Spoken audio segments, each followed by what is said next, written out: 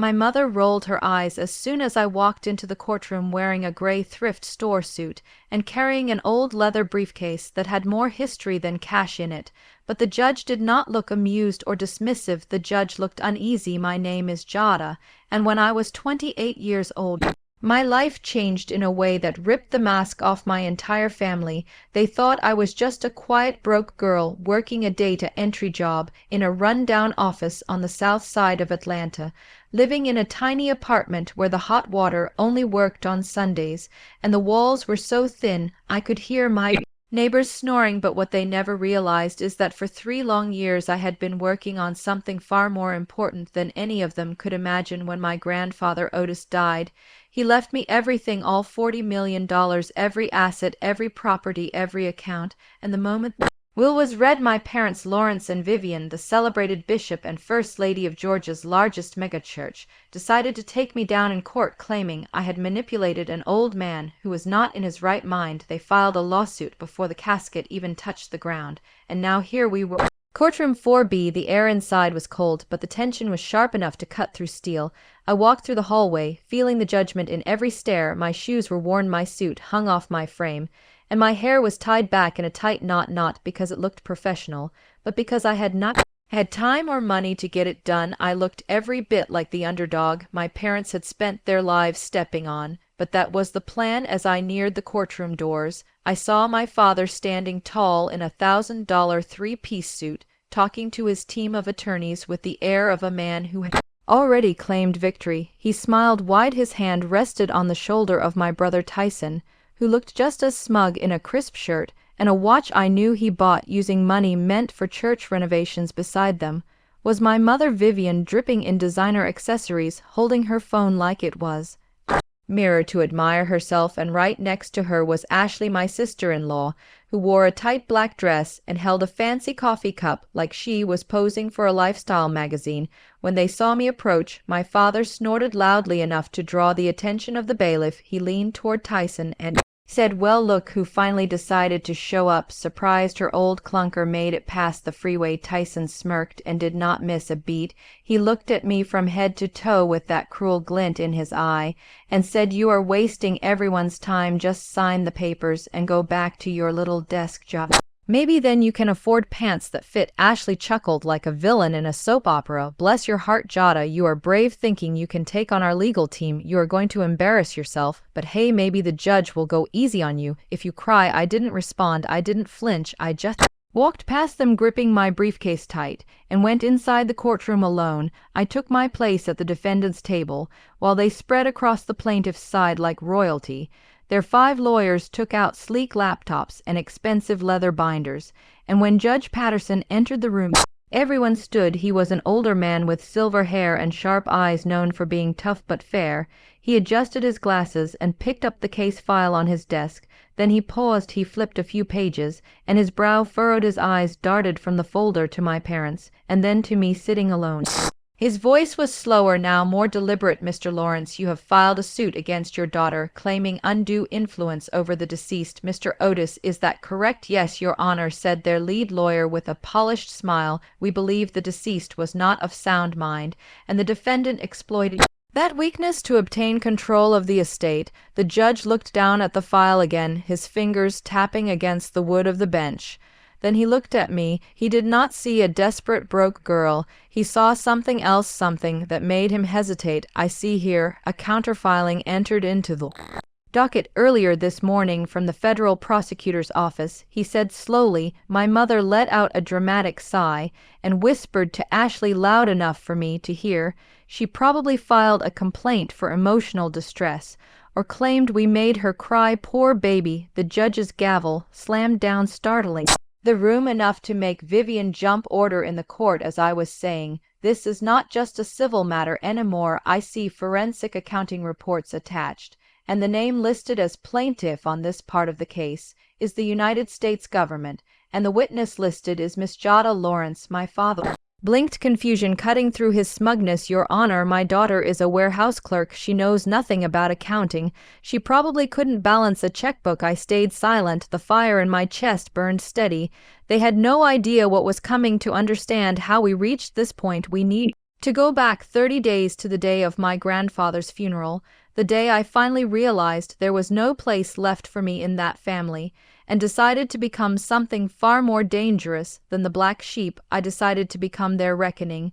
The funeral was held at my father's church, which looked more like a corporate convention center than a house of God. Marble floors, vaulted ceilings, velvet ropes, and gold nameplates everywhere. I drove my 10-year-old sedan up to the VIP entrance and rolled down the window when I saw Mike, the security guard, who used to sneak me candy when I was little. Hey, Mike, it's Jada, I said with a soft smile. He looked away. Sorry, Miss Jada. I got orders only immediate family and platinum donors are allowed in this lot.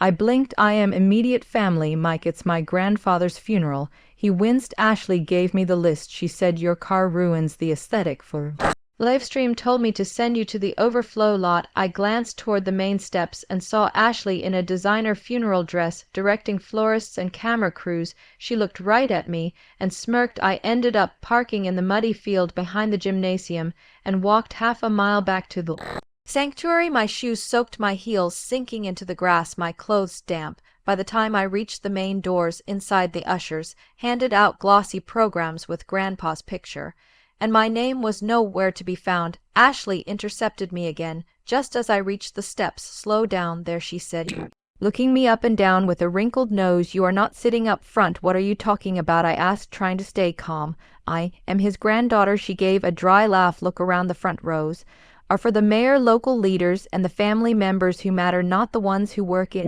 warehouses and wear clearance rack suits. I am going to say good bye to my grandfather, I said firmly, and moved past her. She grabbed my arm hard, her nails digging into my skin. Don't make a scene, Jada. You are the family's embarrassment. We have guests, important guests. Sit in the balcony, or go help in the kitchen. They probably need someone to scrub dishes. I pulled my arm away and stepped inside anyway. The sanctuary was packed, nearly 2,000 people, flowers everywhere, music playing like a concert. My brother Tyson stood near the casket shaking hands with rich donors. He spotted me, and his face darkened. He walked over fast. What do you think you are doing? He hissed. I am going to sit with my family, I said, holding my head high. You are not family, he said coldly.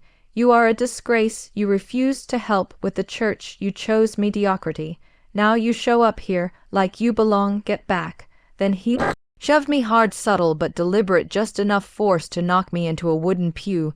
My shoulder slammed against the edge. My mother saw it happen. She saw me stumble, and she turned her head away, adjusting her oversized hat and whispering to the bishop's wife beside her.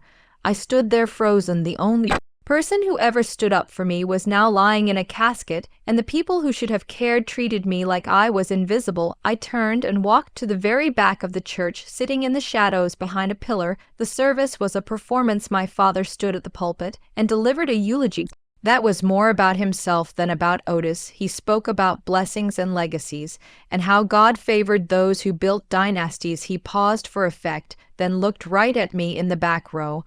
My father-in-law, Otis, was a man of faith, but he knew the pain of raising children who failed to rise to the standard. He said, not naming me, but making sure everyone turned to look. I clenched my fists so hard my nails cut into my palms. I wanted to scream. I wanted to shout that I was the one who took care of Grandpa, who checked on him, brought his medicine, and read to him every weekend while they came only when they needed money. But I stayed silent. After the service, the congregation moved to the banquet hall. The smell of fried chicken and peach cobbler filled the air, but I couldn't eat. I just needed one thing. I found my mother near the dessert table, laughing with a group of church ladies. Mom, I said. She turned to me with her smile still fixed. What is it, Jada? Can't you see? I'm grieving. I just want Grandpa's watch, I said softly. The old leather Timex, not the Rolex, the one he wore every day. He promised it to me. She laughed loud enough for the entire table to hear. Oh, Jada, always begging for scrap.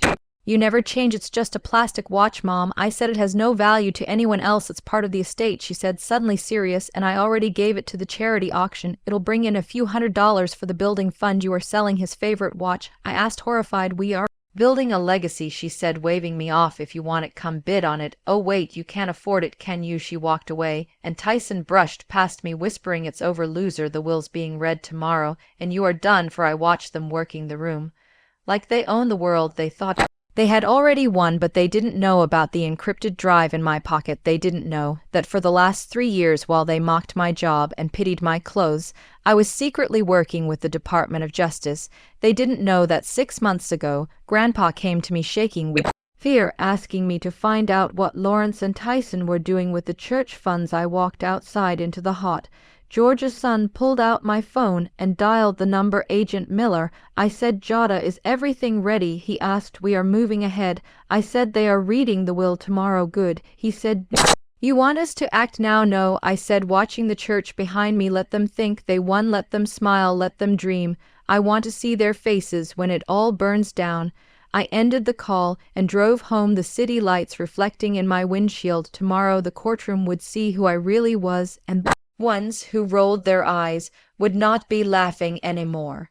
The next morning I walked into the downtown Atlanta law office of Sterling and Vance, wearing the same gray suit from the funeral, still a little wrinkled but clean enough to remind them I was not here to perform for their expectations. I was here to collect the truth. The office was on the top floor of a glass building that looked like it had been imported straight from Wall Street, with chrome trim leather furniture, and a receptionist who glanced at my thrift store briefcase like it might stain the carpet. My parents were already there, lounging in burgundy leather chairs like royalty. Lawrence was bragging loudly about yacht names and marina slips to a junior attorney, while Vivian circled luxury homes in Buckhead with a gold fountain pen, as if the estate was already in her account. Tyson paced the room, his phone in hand, eyes twitching with that nervous hunger I recognized too well. Ashley sat with her legs crossed and her diamond earrings flashing in the morning light. She did not look at me, but I could feel her smirk from across the room. I sat alone in a stiff wooden chair near the corner, watching them pretend the money was already theirs. For 20 minutes, no one acknowledged me. Then Ashley looked up, put down her phone, and strutted toward me with a kind of theatrical cruelty usually reserved for soap opera villains. She stopped directly in front of me, blocking my view of the skyline, and leaned down slightly as if talking to a child or a beggar. Are you lost, Jada? She asked, tilting her head with mock concern. I looked her straight in the eye. I am here for the reading, Ashley. She covered her mouth and laughed a soft, cruel giggle. The reading? Oh, honey, you are adorable. Otis probably left you a prayer card, or maybe his broken radio. Let her stay, Lawrence said without turning his head. She can validate our parking tickets. Ashley laughed again, but this time there was something desperate beneath it. She leaned in close again, seriously. Though, why are you here? Did you run out of grocery money? The welfare office is 3 blocks down. This is for people with assets. You are just cluttering up the room. I didn't react. I just sat silently, the way I had learned to do over years of being invisible around them. And then the door opened and everything changed. Mr. Sterling walked in, calm and steady in his black suit with his wire frame glasses and his reputation for never flinching. Even under pressure, he carried a heavy envelope, which he placed on the polished table, then sat down and cleared his throat. His face was expressionless, but I saw the flicker in his eyes when they landed on me. It was subtle, but it was enough to know he knew what was coming. I will now read the last will and testament of Mr. Otis Williams. Mr. Sterling said, his voice steady. The room went still. Lawrence leaned forward, his smile tight. Vivian placed her manicured hands neatly on her designer purse. Tyson pulled out his phone to record it. Ashley looked at me like she was about to enjoy a comedy show. Mr. Sterling opened the envelope and began to read, regarding my daughter Vivian and my son-in-law. Lawrence, it is my specific instruction that they receive absolutely 0 portion of my financial estate. They have already received their inheritance through 20 years of salary and gifts for roles they rarely fulfilled. Silence fell like a dropped curtain. Vivian froze, her hand hovering in mid-air. Lawrence's smile cracked slowly like drying paint. Tyson stopped breathing, and Ashley's mouth fell open like a doll on a shelf. Mr. Sterling did not stop regarding my grandson Tyson, due to his inability to manage finances and his documented gambling addiction. I leave him 0 assets and 0 control over any family holdings. Tyson jumped up, knocking over his chair. What the hell is this? He shouted. What kind of joke is this? I am his only grandson. This is fraud to my granddaughter Jada, whom I trust. Implicitly with my legacy, I leave 100% of my estate. This includes all liquid assets totaling over $42 million, the Williams Supply Chain Corporation, and all personal effects, real estate and business holdings. The room exploded. Vivian screamed a sound so primal it cut through the glass walls of the office. She stood up, pointing a shaking finger at me. "You little witch, you did this, you tricked him. You poisoned him." Ashley whispered, 40 million, like she couldn't breathe. Lawrence stood, slamming his fists on the table. "This is not legal. My father was out of his mind. He was not competent. We are suing. We will bury you in court for years. You will never see a dime of that money." I stayed seated, calm. I picked up the copy of the will Mr. Sterling slid toward me and began flipping through the pages. I signed the acknowledgement page quietly. "You can try," I said, looking up at Lawrence, "but I wouldn't recommend it." "Why not?" Tyson yelled, leaning over the table, his face red and his voice shaking. "Because," I said, finally standing and facing them, "because Grandpa wasn't seen. He was aware of everything. He knew about the missing church funds. He knew about your Vegas trips, Tyson. And he knew you were counting down the days until he died to get your inheritance." Lawrence's face went pale. "What did you just say?" I walked toward the door, pausing just long enough to leave the words hanging.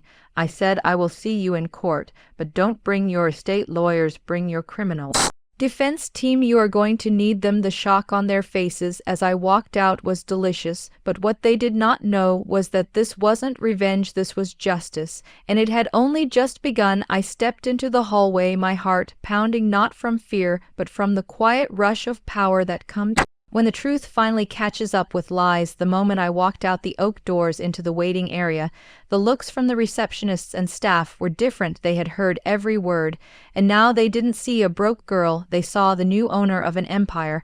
I didn't smile, I didn't gloat, I just walked to the elevator and hit the button for the ground floor. I had no desire to stand in the ruins of their expectations any longer. I stepped into the elevator, the doors closing on the chaos behind me. I rode down in silence, then walked out into the crisp Atlanta morning air. Outside, the street buzzed with normal life, cars honking, people walking, meetings starting. But for me, everything had changed. I got into my sedan and sat there for a long minute, just breathing. This was not the end. This was the first real move on a chessboard that had been set years ago. That afternoon, I went back to my apartment, a modest one-bedroom in a quiet neighborhood where the paint peeled on the outside and the hot water was hit or miss. I sat down on my couch and pulled out my laptop, not the cheap one I used for show at work, but the high-powered encrypted federal issue device hidden in a fireproof case under my bed. I powered it up, entered the biometric security, and watched the screen light up with my clearance code. "Agent Lawrence." The system flashed, "Welcome back." I clicked into my secure folders, dozens of labeled files opening like a spiderweb of truth, every document I had gathered over the last 3 years, every financial trail, every offshore account, every forged receipt, every email. It was all here. I clicked open the file titled Greater Divinity Embezzlement and began reviewing the latest flagged transactions. Money from church donations funneled into personal travel accounts, construction supply invoices sent to residential addresses, audio equipment purchases redirected to a luxury condo complex. It was all there, a roadmap of greed built on the backs of people who trusted them. Lawrence, Vivian, Tyson, and even Ashley had turned the church into a piggy bank, and now they were finally going to be held accountable. I sat back staring at the glowing screen. They thought they had destroyed me, that they had bullied and mocked me out of existence. But I was still here, and I wasn't alone. I picked up my phone and called Agent Miller again. "It's done," I said. "They know now, and the will was just the beginning." Miller's voice was calm. "Understood. We have everything we need. Are you ready for the next step?" "Yes," I said. "It's time they stand before more than just a judge in civil court. I want indictments, I want investigations. I want them to understand that the 40 million they tried to steal is now the least of their problems. We will coordinate from DC." Miller said, "You focus on staying clean. You are our star witness now, and more than that, you are the executor." I hung up and looked around my small apartment. For the first time, it didn't feel like a cage. It felt like a war room, a place where battles had been planned and victories would be declared. I got up, went to the window, and looked down at the street. Atlanta buzzed, unaware of the storm about to come, because this was no longer a story about a poor girl with a sad family. This was about power, about legacy, about finally standing up to people who had hidden behind pulpits and camera lights and calling themselves righteous while robbing everyone blind.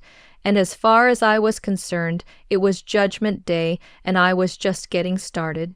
By the time the waiting room began to fill with whispers again, my parents were already on the attack, clawing at any piece of control they could salvage while pretending like they were not already losing everything. Vivian was still flipping through a luxury real estate magazine like the world had not tilted underneath her manicured feet, circling another mansion, this one with a 12-car garage and a wine cellar she would probably turn into a prayer room for appearances. Lawrence had shifted into survival mode, fast whispering into his phone, making arrangements for a meeting with the church board, claiming they had to start damage control before the congregation caught wind. Tyson, on the other hand, looked like he was about to combust, pacing back and forth by the window, checking his phone every 2 seconds. As if a miracle might arrive via text, he was twitching the way people do when they owe money and the clock is ticking faster than they can think. Ashley finally broke the silence, adjusting her earrings with exaggerated flare diamonds that I knew were fake but priced like the real thing. She strutted over again, her heels tapping like gunshots across the hard wood. She stood in front of me with her hands on her hips, trying to gather some of the same arrogance she wore like perfume at the funeral. "You really do not belong here, Jada," she said with a tone like she was doing me a favor by speaking to me.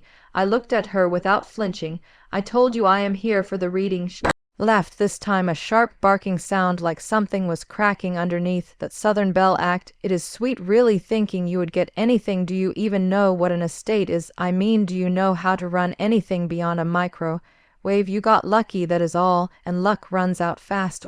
Then money, especially when you do not know how to use either." I stayed quiet again, just like I had been taught patience was power in disguise, and she was handing me ammunition with every word. Tyson chuckled from the side. "She is right. You are not built for this, Jada. You have no idea what it takes to manage a company, to handle real money. You will blow through that inheritance in 1 year flat, and then come crawling back for help. But we will not be here when you fall this time." Vivian finally chimed in from behind her magazine. "Jada, if you had any decency left, you would realize you are not capable of upholding the Williams name. You are just not that girl. Leave the legacy to those of us who can protect it." I watched them talk like I was not even in the room, like I was a ghost, and they were already erasing me from the story again, but they were too busy counting the coins they thought they had lost to realize the only thing left for them was a sinking ship and a locked vault. Mr. Sterling returned, and the air shifted again. He did not look at them when he spoke. He simply opened a new folder and began reading the final legal directives of Otis Williams's estate, the remaining business interests, the corporate accounts, the board seats. Every piece of the company was officially being transferred to my name, effective immediately, and as of that moment I was no longer just the granddaughter they had tried to hide in the shadows. I was the owner of everything: the building, the vehicles, the stock, the supply chain contracts, and most importantly, I was the one holding the keys to the church's entire infrastructure, because Williams Supply Chain Corporation was not just a family business, it was the exclusive provider for Greater Divinity Church. It meant I owned the food they served, construction materials they used, the vendor relationships they relied on to keep the illusion alive for the congregation. Lawrence turned a different shade of pale as the words settled in his body like a slow-moving poison. "You cannot do this," he said, standing up again, his voice breaking. "Jada, this is madness. You are a clerk. You do not know anything about logistics or finance. You will ruin everything." He was sweating now, pacing, gripping the edge of the table, like it was going to stop him from falling. I said nothing. Mr. Sterling calmly handed me the document to sign, accepting the transfer of ownership. I took the pen, the one with Otis's name engraved on the side, and signed my full name slowly, clearly, with steady hands. Vivian looked like she might scream or faint, or both. She clutched at her pearls, her mouth trembling. "You evil girl, how could you do this to us? We raised you, we gave you everything, we sacrificed." I looked up, meeting her eyes for the first time in years. "You left me at a bus stop when I was 15 because I missed a choir rehearsal. You let Tyson push me in the church and did not blink. Do not talk to me about sacrifice." She stepped forward like she wanted to slap me But Lawrence held her back, still calculating, still looking for an angle. Mr. Sterling closed the file and stood up. The transfer is now binding. The assets will begin moving this afternoon. The locks will be changed at all relevant properties, and the access cards for any former holders will be deactivated immediately. Vivian turned to him, screaming, "You are a liar. You are working with her. She seduced you. She forged everything. How much did she pay you? She is trash." Mr. Sterling didn't even blink. "Mrs. Lawrence, I suggest you sit down before I call security. Your accusations are not only insulting, they are deranged." This document was signed by Otis in the presence of 3 witnesses, a notary, and a video recording. Lawrence growled. He was not well. She confused him. She poisoned him. She gave him the wrong pills. I demand a signature analysis. Now Tyson finally cracked, slamming his fist against the wall, his voice rising with panic. "You do not get to do this, Jada. You are a nobody. You are not smarter than us. You are not stronger. You do not deserve this money. You do not deserve this legacy. You are a fraud." He lunged at me before anyone could react, his hands grabbing for the document on the table. His face twisted with rage, but he did not get far. 2 large men in dark suits stepped in through the side door, gripping him by the shoulders and slamming him against the wall. He gasped for air, stunned and thrashing. "Get off me. Do you know who I am?" he screamed. "I am Tyson Lawrence, and I will ruin all of you." The guards did not move. "You are a man who just attempted assault in a law office. Sit down or leave in cuffs." Vivian screamed again, crying openly now. "Do not touch my son. He is under stress. He is traumatized." Ashley was already texting, probably planning her escape route with her gym trainer. Chaos swirled around me like a storm, but I sat still, unmoved, composed like the eye of the hurricane. They were breaking down, and all I had done was show them the mirror. Mr. Sterling leaned down and whispered to me quietly, "You did well, Jada. They will try everything now, but it will not work. You are protected." I nodded. "I know, and I will make sure every lie they built burns to the ground." They thought today was the end, but this was only the beginning of the reckoning I had waited a lifetime to deliver, because I was no longer their daughter, their sister, their scapegoat. I was the judge, the jury, and the one holding the final match, ready to light the truth and watch their empire turn to ash. When I stepped outside the law office, the sun was blinding hot, and Atlanta felt louder than usual, but none of the city noise could touch the silence that followed me out of that building, because even the streets seemed to sense that something seismic had shifted. My parents had entered that room believing they were giants destined to inherit a kingdom, and they had walked out smaller than shadows, clinging to broken pride and cracked delusions. I got into my car and sat for a moment in the driver's seat, letting the air conditioner hum while my fingers shook just a little, not from fear, but from the final release of pressure. After 3 years of pretending to be weak, small, forgettable, now I could finally breathe, and yet I knew it was far from over. I drove to a small grocery store just a few blocks from my apartment, Henderson Market, the same little corner shop where I had been going since I was a child, when my mother forgot to pack me lunch, and Mr. Henderson used to slip me candy bars behind the counter. Now it was a place I stopped by when I needed basics: eggs, bread, maybe a moment of warmth from a familiar face. But that day, the moment I walked through the door, the warmth was gone. The bell chimed as usual, but no greeting came. Mr. Henderson was wiping down the counter, and when he looked up and saw me, something in his face hardened. He stepped out from behind the counter and stood directly in the aisle between me and the produce section. I stopped mid-step, confused. "Hey, Mr. Henderson, I just need a few things for dinner." He didn't move. "We are closed," he said flatly. I glanced at the wall clock. "It was only 6:30. You close at 9. I said gently, thinking maybe he was having a bad day. He folded his arms across his chest and shook his head. "We are closed to you, Jada." Words landed like a slap, and for a second I thought I had misheard. Then I looked around the store and noticed the silence. Mrs. Gable from the church choir was holding a carton of milk and staring at me with something close to disgust. Another customer pretended to be looking at cereal boxes, but kept glancing over. I swallowed the dry lump forming in my throat. "What is going on?" I asked, my voice already trembling a little. Mr. Henderson's face reddened with anger. "I heard the bishop's sermon yesterday. We all did," he said, loud enough for everyone to hear. "He told us about the fraud, how you manipulated That poor old man on his deathbed, how you stole from the church that money was for the new community center. It was for the children, and you robbed it. I blinked, the shock of betrayal hitting faster than I could catch my breath. Mr. Henderson, I didn't steal anything. That's a lie. My father is lying.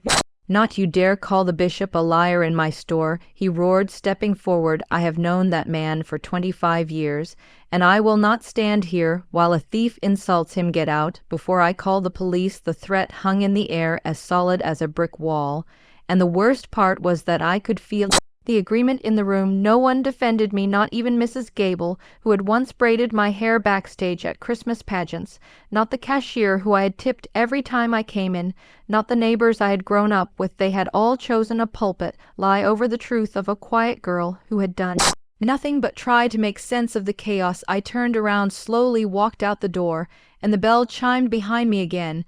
But this time it sounded like a funeral bell. Outside, the sky had darkened with the promise of summer rain, and I could feel the first prickle of water touch my face, but it wasn't the storm that soaked me. It was the realization that my father had already begun his war, not in courtrooms, but in whispers and pulpits, poisoning every well I had ever drawn comfort from. I drove home, keeping my hands tight on the wheel, even as they trembled by the time I pulled into the lot of my apartment complex. Night had fallen, and the street lamps cast a yellow glow across the pavement. I rounded the corner toward my parking space and slammed the brakes when my headlights caught the wreckage. My heart stopped. My car, the one I had spent years paying off in overtime shifts, was a mangled mess. The windshield shattered into a spiderweb of cracks, the side mirrors hanging by threads, the hood dented, and worst of all, across the driver's side door, in thick dripping red paint, one word had been scrawled: thief. I sat frozen, staring at the letters as if they might disappear if I blinked, but they did not fade. They were carved in hatred, meant as a message, meant as a warning, meant to break me. I stepped out slowly, the smell of spray paint heavy in the air, and the broken safety glass crunching under my shoes. I stood there for a full minute, breathing it in, letting the image burn itself into my memory. Then I called the police. 20 minutes later, a cruiser rolled up. 2 officers stepped out, one older and tired looking, the other young with too much attitude. They looked at the car, then at me. Named the older one, asked, flipping open a small note. Pad Jada Lawrence, I said clearly. He paused, looked up. Bishop Lawrence's daughter from Greater Divinity. I nodded yes. He frowned, exchanged a glance with the younger one, who was already smirking. We have had a lot of calls today about that. Church folks are worked up. The will thing, the old man's money, the betrayal. He didn't say it like he was confirming facts. He said it like he had already made up his mind that I was guilty. I stared at him hard. This is vandalism. This is my property. Someone destroyed my car. This has nothing to do with church politics. The older officer sighed and closed his note. Pad, look, Miss Lawrence, this looks like a family issue bleeding into the neighborhood. Maybe some teens letting off steam. We will write up a report, but without cameras or witnesses, there is not much we can do. Best advice, settle things with your people before it gets worse. He handed me a business card with little interest. Tell your father to pray for the city. He got in the cruiser and drove off. I stood there, surrounded by broken glass and red paint, knowing in that moment that justice had nothing to do with the truth. That night, I did not sleep. Instead, I locked every bolt on my apartment door, turned off every light, and sat at my desk. The dark, the glow from my laptop screen, the only light in the room. I opened the fireproof case and pulled out the government-issued machine, sleek, black, military grade, and loaded with software that most accountants never even hear of. I typed in my credentials, watched as the system unlocked. Welcome, Agent Lawrence, the screen read. I clicked open my deepest folders, layers of encrypted files, maps, money trails, donor records, expense reports, every thread of corruption that I had pulled over the last 3 years. Operation Prodigal was the name I had given the investigation back when Otis first handed me the key to his nightmare. I opened the one labeled embezzlement and started pulling the recent day. A Greater Divinity Church had a long paper trail of ghost payments, equipment, invoices charged to non-existent departments, consulting fees paid to shell companies.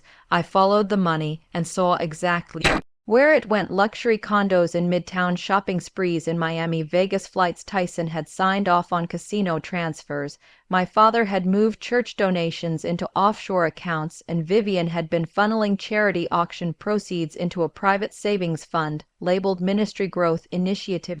Everything was right there on the screen, and they thought painting my car and cutting off my groceries would stop me. No, they had only fueled the final fire. I picked up my phone and called a number I hadn't used in months. When the voice answered, I said it simply. It is time they escalated. I am moving to phase 2. Understood, the voice said. The assets are being tracked. Do you want them picked up? Not yet, I said, staring at the photo of Otis on my bookshelf. I want them to walk into court thinking they can win. I want them to take the stand and lie. I want the jury to see their faces when the evidence drops. The voice was quiet for a beat, then said, you always did play the long game, Jada, bring it home. I hung up and turned back to the screen. I was not the girl they mocked at the funeral anymore. I was not the clerk they forgot to invite to Christmas. I was the woman who had built an airtight federal case in plain sight while they laughed, and I was done hiding. The war had started, and I was not coming to lose. The next morning I wore all black, not for mourning, but for war, and as I stood in front of the courthouse, the stone steps rising like a wall before me, I took a long, slow breath, not because I was nervous, but because I was ready, the way soldiers are ready before stepping into enemy territory. This was not just a court appearance, it was a battleground, and every word, every file, every look was ammunition. The courtroom was already packed when I walked in, full of people, from church neighbors, friends of my parents, even some of my old teachers from back when I used to sit quietly in the back of class, hoping nobody would notice I did not have the right shoes or that my lunch came from a food pantry. The air inside was stiff with tension. Eyes followed me as I walked down the aisle, but I kept my gaze forward, sharp focused. I took my seat at the front table beside my attorney, Miss Gaines, a former federal prosecutor who did not believe in small talk and had a gaze like sharpened steel. She wore a dark gray suit, her hair slicked back, her folders stacked with methodical precision. Across from us sat my parents, my brother Vivian Ashley, and their lawyer, a man named Richard Pike,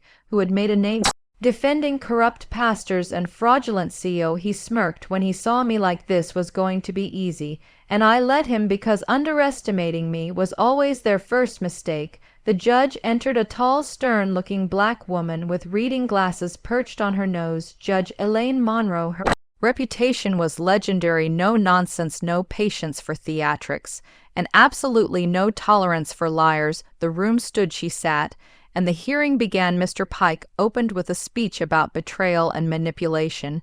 He called me a wolf in sheep's clothing, a woman who had targeted a vulnerable old man in his final days, poisoned him with lies, isolated him from family, and then tricked him into rewriting his will. His voice was full of righteous fire, and he spoke like he was giving a sermon, painting me as a gold-digging opportunist who had stolen a legacy built on decades of service to the Lord. He quoted scripture, looked at the jury with practiced sadness, and ended by saying, "This is not just about money. This is about justice for a man of God." Judge Monroe nodded, thanked him, and then turned to Miss Gaines, who stood slowly and walked to the jury, her voice calm and measured. She did not shout or cry. She simply spoke the truth. "Ladies and gentlemen, you will hear many things today, stories, opinions, projections, but your job is not to decide who preaches louder. Your job is to follow the evidence, and the evidence will show beyond any doubt that Jada Lawrence did not steal a legacy, she protected it." She paused, then continued, "You will see documents, videos, witness testimony, bank records, and legal filings, all of which confirm that Mr. Otis Williams, the deceased, not only knowingly transferred his estate to Miss Lawrence, but did so with full mental clarity and legal support, because he knew the people in this room would do exactly what they are doing now. Lie." She walked back to her seat, and the room felt colder than before. The first witness was called, a nurse who had cared for Otis in the final months of his life. She was professional, clear, and direct. When asked about his mental state, she responded with certainty. Mr. Williams was mentally sharp, fully aware, and very intentional about his decisions. He often expressed regret about how his family had treated his granddaughter, and made it clear that he wanted her to have control of his affairs. Mr. Pike tried to twist her words, accusing her of being influenced or paid, but she didn't flinch. I have worked hospice care for 20 years. She said flatly, I know the difference between confusion and clarity, and Mr. Williams was not confused. Then came a financial advisor who had handled the estate. His testimony was even stronger. He walked the jury through the timeline of the will revision, the notarization, the security protocols, and the legal witnesses. Everything was done by the book. Mr. Pike looked rattled for the first time and asked if Otis had expressed fear or paranoia in those final meetings. The advisor nodded. He was afraid that his family would ignore his wishes, try to take what he left and bury the truth, just like they buried their loyalty to him. Then came the moment I had been waiting for. Miss Gaines stood and said, Your Honor, the plaintiff claims that Miss Lawrence manipulated the finances of the estate and defrauded the church. We would now like to submit Exhibit B into evidence. It is a financial audit conducted over the past 18 months by a licensed third-party firm, detailing the embezzlement and misappropriation of church funds by Bishop Lawrence and associated parties. The room gasped, and even Judge Monroe raised an eyebrow. Mr. Pike stood immediately. Objection, Your Honor, this is outside the scope of this hearing. Judge Monroe adjusted her glasses. Actually, counsel, if the plaintiffs are arguing financial fraud and mismanagement, then this evidence is very much within scope. Objection overruled. Proceed. Miss Gaines handed binders to the jury, and the screen lit up with slides showing wire transfers, shell companies, travel logs, purchases of personal items on church accounts, offshore transfers tied to fake ministries, and building fund donations redirected to private accounts. The silence was deafening as the jurors flipped through the pages. Mr. Pike was sweating now, his hand twitching as he tried to object again, but Miss Gaines was already moving to the next slide, a recorded video of Otis Williams sitting in a chair, his voice clear, stating, I am of sound mind, and this is my decision. I give my estate to Jada Lawrence because she is the only one who never asked me for $1, only for the truth. I do not trust my son Lawrence or his wife Vivian. I have seen the bank records. I know what they have done. The room was still. Judge Monroe leaned forward slowly. Is this video authenticated? Miss Gaines nodded. Yes, Your Honor, recorded by a certified legal team 2 months before his passing and stored in a tamper-proof vault at Crosswell Legal. Judge Monroe turned to Mr. Pike.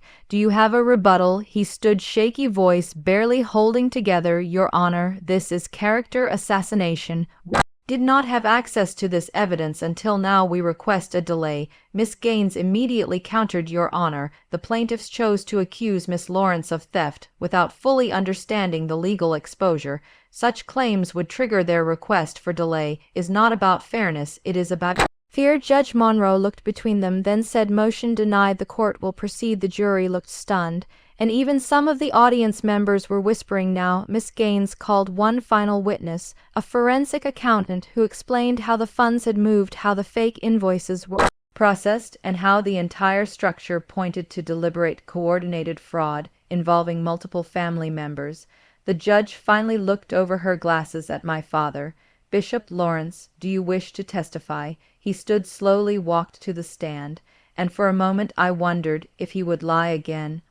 Finally, speak the truth. He adjusted his collar, looked at the jury, and said, My daughter has always been difficult, ungrateful, and rebellious, and she has twisted the heart of a dying man for revenge. That was at the last nail in his coffin. No remorse, no humility, just more projection and deflection.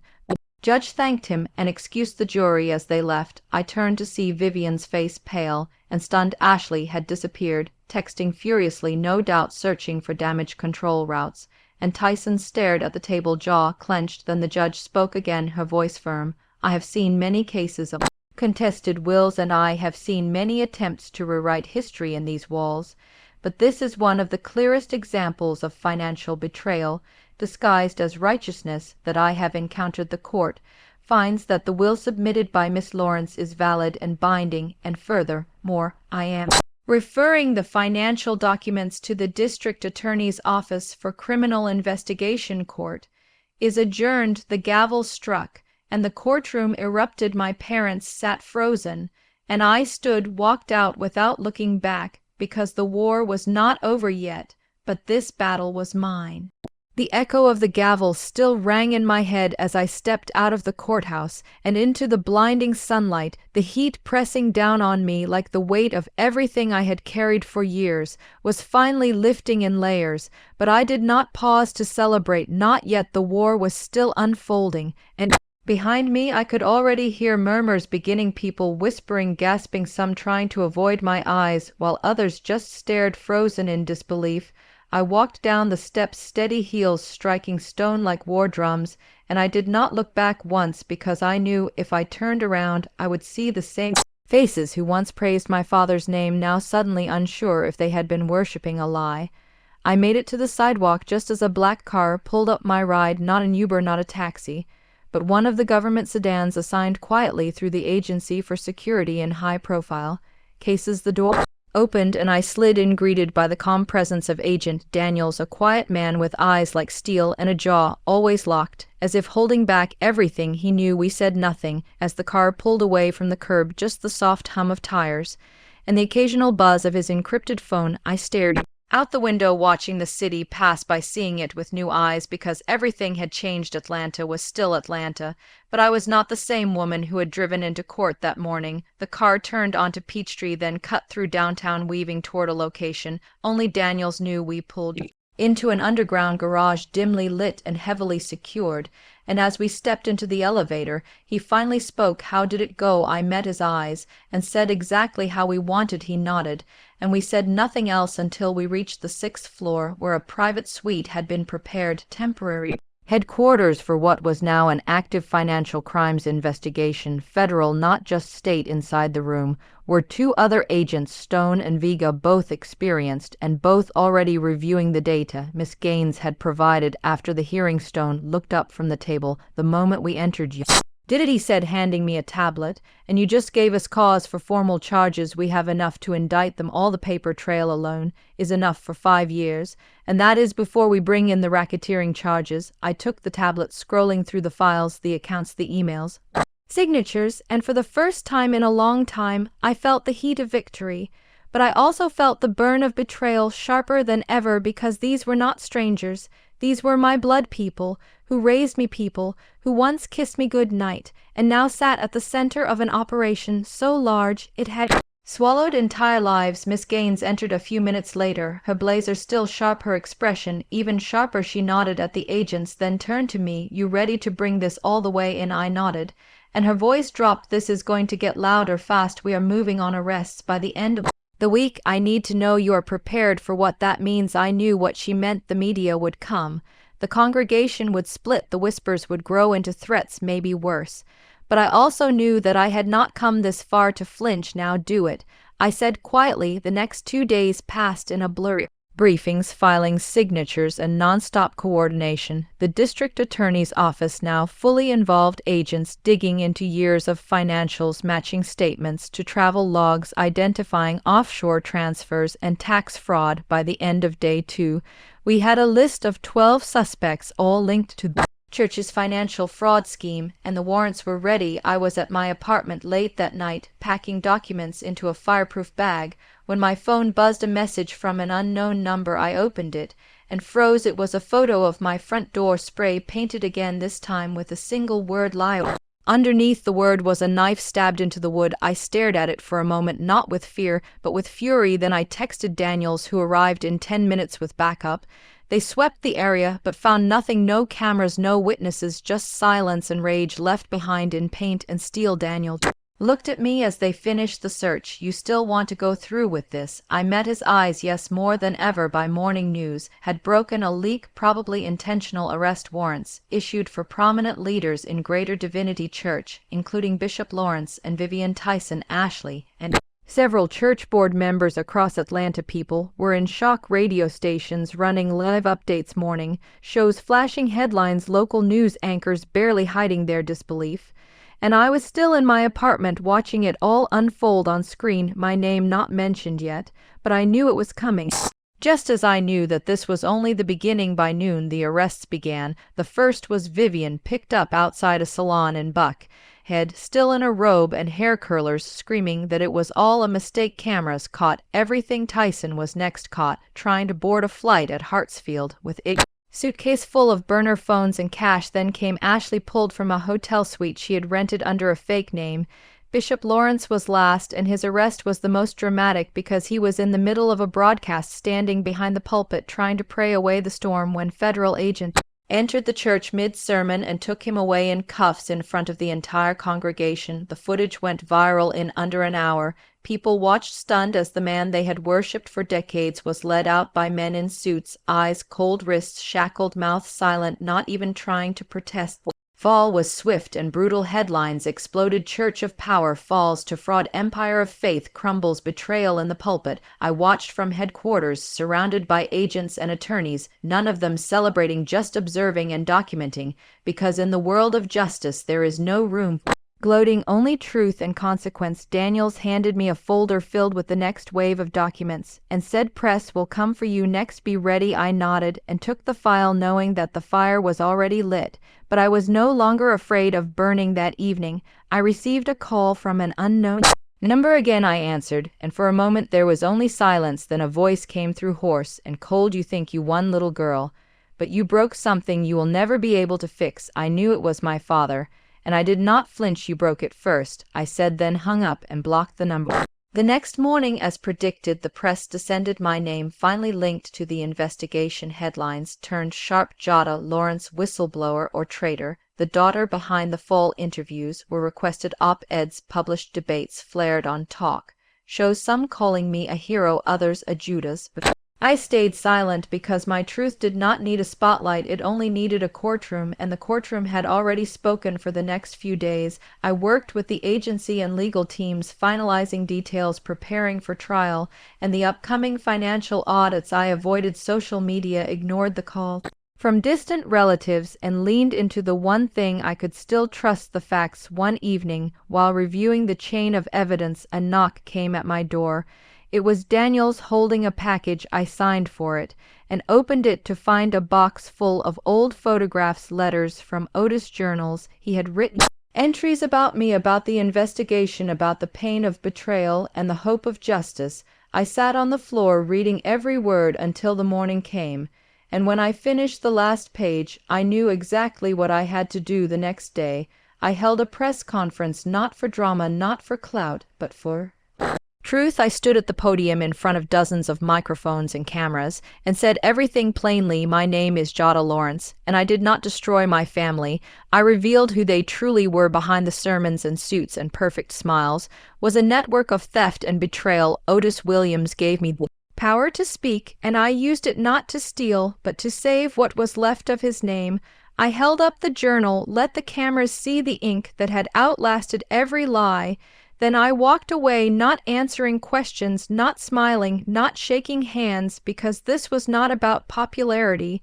This was about justice, and I had already delivered it. The city would talk for years, maybe decades, about the fall of greater divinity. But I would not be remembered as the girl who caused the collapse. I would be remembered as the woman who stood in fire and did not burn. The days that followed were unlike anything I had lived before, not because of fear or regret, but because of the strange silence that came after a war, not the kind of silence that soothes, but the kind that buzzes in your ears like the aftermath of an explosion. The streets looked the same, the sky still spread blue above the city, but everything beneath it had shifted. People I had known for years now crossed the street. When they saw me, or stared too long without speaking, some of them looked at me with pity, some with disgust, and a few with something that looked like respect, but none of it mattered to me because I knew I had told the truth, and I knew the weight of it would echo far longer than any headline. Agent Daniels remained close, not always speaking, but always nearby as the case moved from arrest to preparation. The charges were stacked like bricks: money laundering, wire fraud, tax evasion, racketeering, obstruction of justice, and conspiracy to commit fraud, each count backed by documentation, sworn statements, financial records, surveillance, and even handwritten notes left behind by Otis. My father and his circle had built an empire on lies, and now that empire was being dismantled. In courtrooms behind closed doors, in interviews and audits, and in the hearts of a congregation that had once believed they were following light, but had only been staring at a mirror made of gold, I spent most of my time at the agency headquarters, now helping the legal team sort through record, tying years of donations to fake charities, building a timeline that stretched back more than a decade, connecting every shady transaction to someone who had smiled in my face at dinner tables. Growing up, each document felt like a piece of my past being put on trial, and I read them all carefully, knowing that this was not just about justice, it was about cleansing the rot that had eaten through the bones of my childhood. One afternoon, I was sitting in the briefing room when Miss Gaines entered with a new file, her face unreadable. She handed it to me and said, "You need to see this." I opened file, and what I saw made my stomach twist. It was an internal memo written by Vivian, dated 2 years ago, outlining a plan to discredit Otis financially and psychologically, to make him seem unstable, incompetent, and dangerous, so that the church board could take control of his assets and eventually move everything into their own accounts. She had called it spiritual redirection, and the memo was signed not only by her, but by my father and Ashley and 2 other board members who were now also under indictment. I looked at the paper, then looked at Miss Gaines, and for a moment I could not speak, not because I was shocked, but because it confirmed something I had always suspected. They had not just tried to erase me, they had tried to erase him too, quietly, methodically, with smiles and scripture and forged signatures. It was not enough for them to silence us, they had to destroy the evidence of who we were. I leaned back in my chair, staring at the ceiling, trying to keep the burn from showing in my eyes. Miss Gaines sat beside me, her voice low. "They are going to claim he was delusional. Even now, they are trying to use medical records, twist his words, call into question everything we have.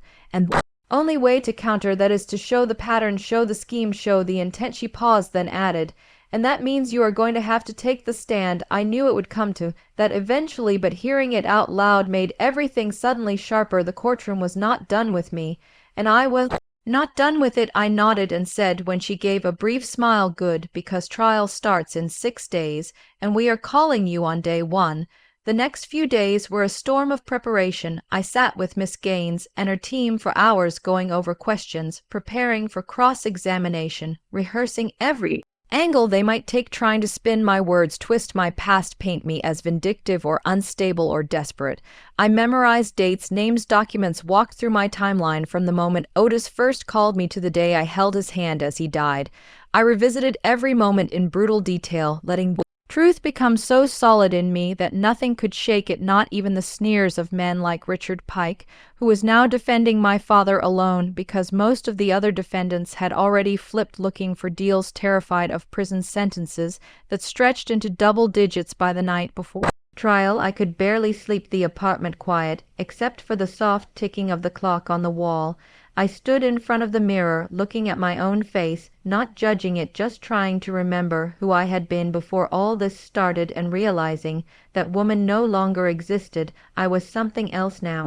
Not just a survivor, not just a whistleblower, but a reckoning in heels and sharp memory. The morning of the trial, I dressed in black again, not out of ritual, but because I wanted to carry the shadow of truth with me like armor. The courtroom was different this time, larger, more media, more security, more tension. The jury already seated, the judge a different one, this time Judge Harriet Lowe, known for her sharp tongue and icy composure. She nodded as I was sworn in, and then I sat in the witness box, facing the room, facing everything. Miss Gaines stood and began her questions, gently, clearly walking jury through the story, letting me tell it not as a performance, but as history. I spoke of Otis, of his decline, of his clarity, of his heartbreak.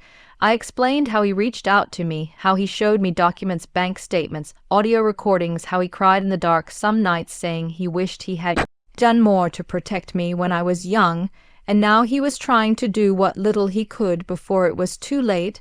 I told the jury about the day he changed the will, the witnesses, the lawyer, the notary, how every step was legal, transparent, and intentional, and how the very people now calling me a liar were the same ones who had taken from him for years without guilt or pause. Then came the cross-examination. Mr. Pike approached slowly, his face calm, but his eyes sharp, ready to wound. He began with my past, asking about my relationship with my father, about old arguments, about the time I had moved after At 19 about the job I lost in 2014 about a parking ticket I had not paid on time, trying to paint me as reckless, irresponsible, and petty. I answered each question simply, clearly, never looking away from him. He shifted to Otis, accusing him of senility, of paranoia, of being easily manipulated. He said, "Your grandfather believed in demons, Miss Lawrence. Does that sound like a man of sound mind?" I looked at the jury and said, "It sounds like a man of deep faith and fear, who had been betrayed by the people he trusted most." Pike tried harder, his voice rising, his tone growing sharper, suggesting I had convinced Otis to isolate himself, that I had planted ideas in his mind, that I had recorded him without consent, forged documents, bullied him into changing his will, until finally Judge Lowe interrupted. "Mr. Pike, unless you have evidence to support these claims, I suggest you return the facts." Pike paused, flustered, then backed off. Miss Gaines stood again and asked one final question. "Miss Lawrence, what did Otis Williams mean to you, and why are you here today?" I looked at the jury, not rehearsed, not strategic, just real. He meant home, he meant hope, he meant the first person who ever looked at me and saw more than mistakes. "I am here because he asked me to protect what mattered, and I did." When I stepped down, the silence was full and deep, and for a moment it felt like the whole room exhaled at once. The trial continued for days, with more witnesses, more documents, more arguments. My testimony held like iron, and the defense began to crumble as more co-defendants began to flip, providing further evidence, further confessions, further cracks in the wall of denial that my parents had built over years. The final day of trial arrived, and both sides gave their closings. Mr. Pike tried to spin it as a family tragedy, a misunderstanding, a moment of emotional confusion, but it was hollow, tired, full of recycled lines. Miss Gaines stood with that same unshakable calm and said this was not a misunderstanding, this was a theft disguised as ministry, a crime wrapped in sermons and smiles. And it ends here. The jury left to deliberate, and for hours we waited. No one spoke, not much anyway, just pacing coffee, silent prayers. By early evening, the foreman returned with a note. The judge read it aloud. "We, the jury, find the defendants guilty on all counts." Judge Lowe nodded and said, "Sentencing will follow in 2 weeks. Court is adjourned." And just like that, it was over. I walked out into the evening light, not as a victim, not as a traitor, not as a lost daughter, but as something stronger, something truer. And for the first time in years, I felt the wind on my face and knew I was free. 2 weeks passed between the verdict and the sentencing hearing, and in those days I watched the city slowly begin to heal, not because justice had repaired everything, but because the truth had at least been spoken out loud. I walked the same streets, but now I held my head higher, not because I was proud of what had happened, but because I had not run from it. The whispers did not sting anymore, the stares did not shake me. I had walked through the fire, and I was still standing. Miss Gaines called me 3 days before sentencing and said the prosecution would be pushing for the maximum on every count. Given the scale of fraud and the betrayal of public trust, both my mother and father would likely face decades behind bars unless they tried to make some last-minute appeal, which she said was unlikely because no new evidence had surfaced, and their remaining allies were already looking out for themselves, not for them. She asked if I planned to attend the sentencing, and I said yes, not for closure, but because I needed to hear the final words, see the last act of this long, dark performance,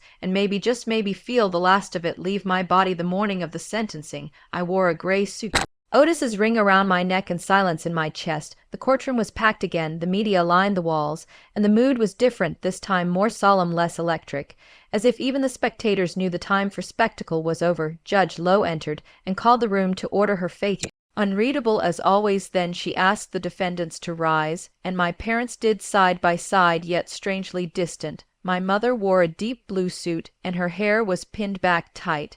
My father looked older, more tired than ever before, the lines around his mouth deeper, his eyes sunken and weary. The judge began by reviewing the charges, once again reading the counts in a voice steady and strong, and with each word I could see my mother's jaw clench tighter and my father's hands shake slightly. Judge Lowe then invited the prosecution to speak, and Miss Gaines did not hold back. She spoke of betrayal, of power abused, of faith weaponized. She spoke of how thousands had donated believing in a higher cause, while the defendants lined their pockets, built vacation homes, paid for luxury cars, and silenced dissent. She said this case was not about money, it was about moral rot, and that the sentence should reflect not just the crime but the damage done to a community, to a legacy, and to the memory of a man who had tried in his final days to do what was right. Then the defense spoke. Richard Pike, now less smug and more desperate, asked for leniency, citing years of service, community leadership, charitable programs. He painted my parents as misguided, not malicious, as overwhelmed, not evil. And he said prison would serve no one, not the community, not their grandchildren, not the message of redemption that faith offered. Judge Lowe listened to both, then turned to my parents and asked if they had anything to say. My mother stepped forward first, and her voice was calm, rehearsed. "I am sorry," she said, "if anyone feels hurt by what has happened. I never meant for things to get so twisted. We were trying to do good, and perhaps we lost our way, but I love my family, and I hope someday they can forgive me." Then she sat down and my father stood. He looked at the judge, then at the audience, then finally at me.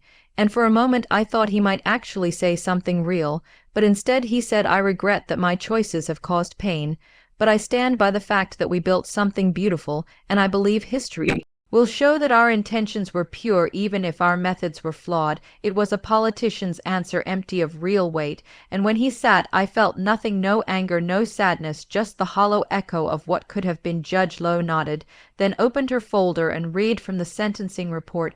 Light of the severity of the crimes, the calculated nature of the fraud, the lack of genuine remorse, and the breach of public trust, she said the court was sentencing both defendants to 25 years in federal prison with no possibility of parole.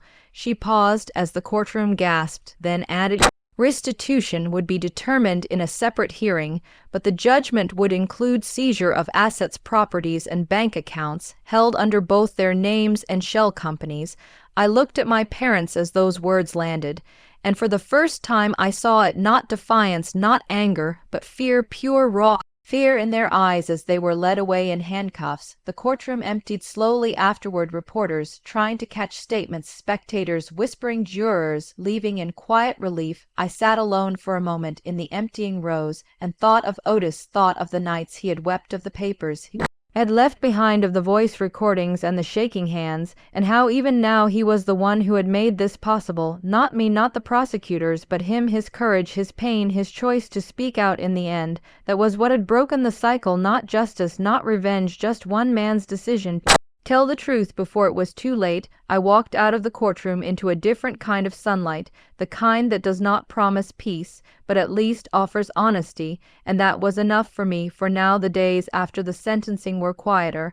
I returned to work, returned to routines, though nothing really felt routine anymore. I met with attorneys to discuss the estate. The church was being reorganized under new leadership, the remaining members voting to change the structure, remove all ties to the Williams name, and create a system of open financial records and community oversight. The lawsuits were still coming, class actions from donors, civil suits from former employees, but I was not involved in those anymore. I had done my part, and now it was in the hands of others. One afternoon, I received a package at my door, no return address, just my name. Inside was a small wooden box and a note.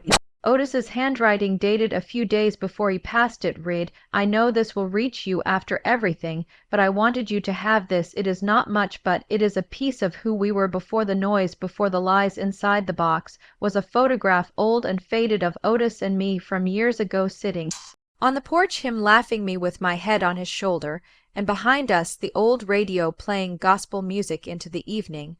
I held that photo for a long time, tears coming slow and steady, because it reminded me that underneath all of it there had been love, real, messy, imperfect love, and that was worth remembering too. I placed the photo on my shelf next to the small urn that held his ashes and whispered thank you, then sat down to write the next chapter of my life, not for revenge, not for legacy, but because I still had something to say, and now finally I had the freedom to say it. The next morning I was asked to speak at a community event organized by some of the younger church members, those who had left years ago, and were now returning, not to reclaim what had been, but to rebuild something new. They asked me to talk about truth, about courage, about healing, and as I stood on that stage, Under the open sky, I looked out at faces full of pain and hope, and said, I am not a preacher, I am not a prophet, I am not here to tell you how to live, or what to believe. I am just someone who saw something broken and chose not to look away,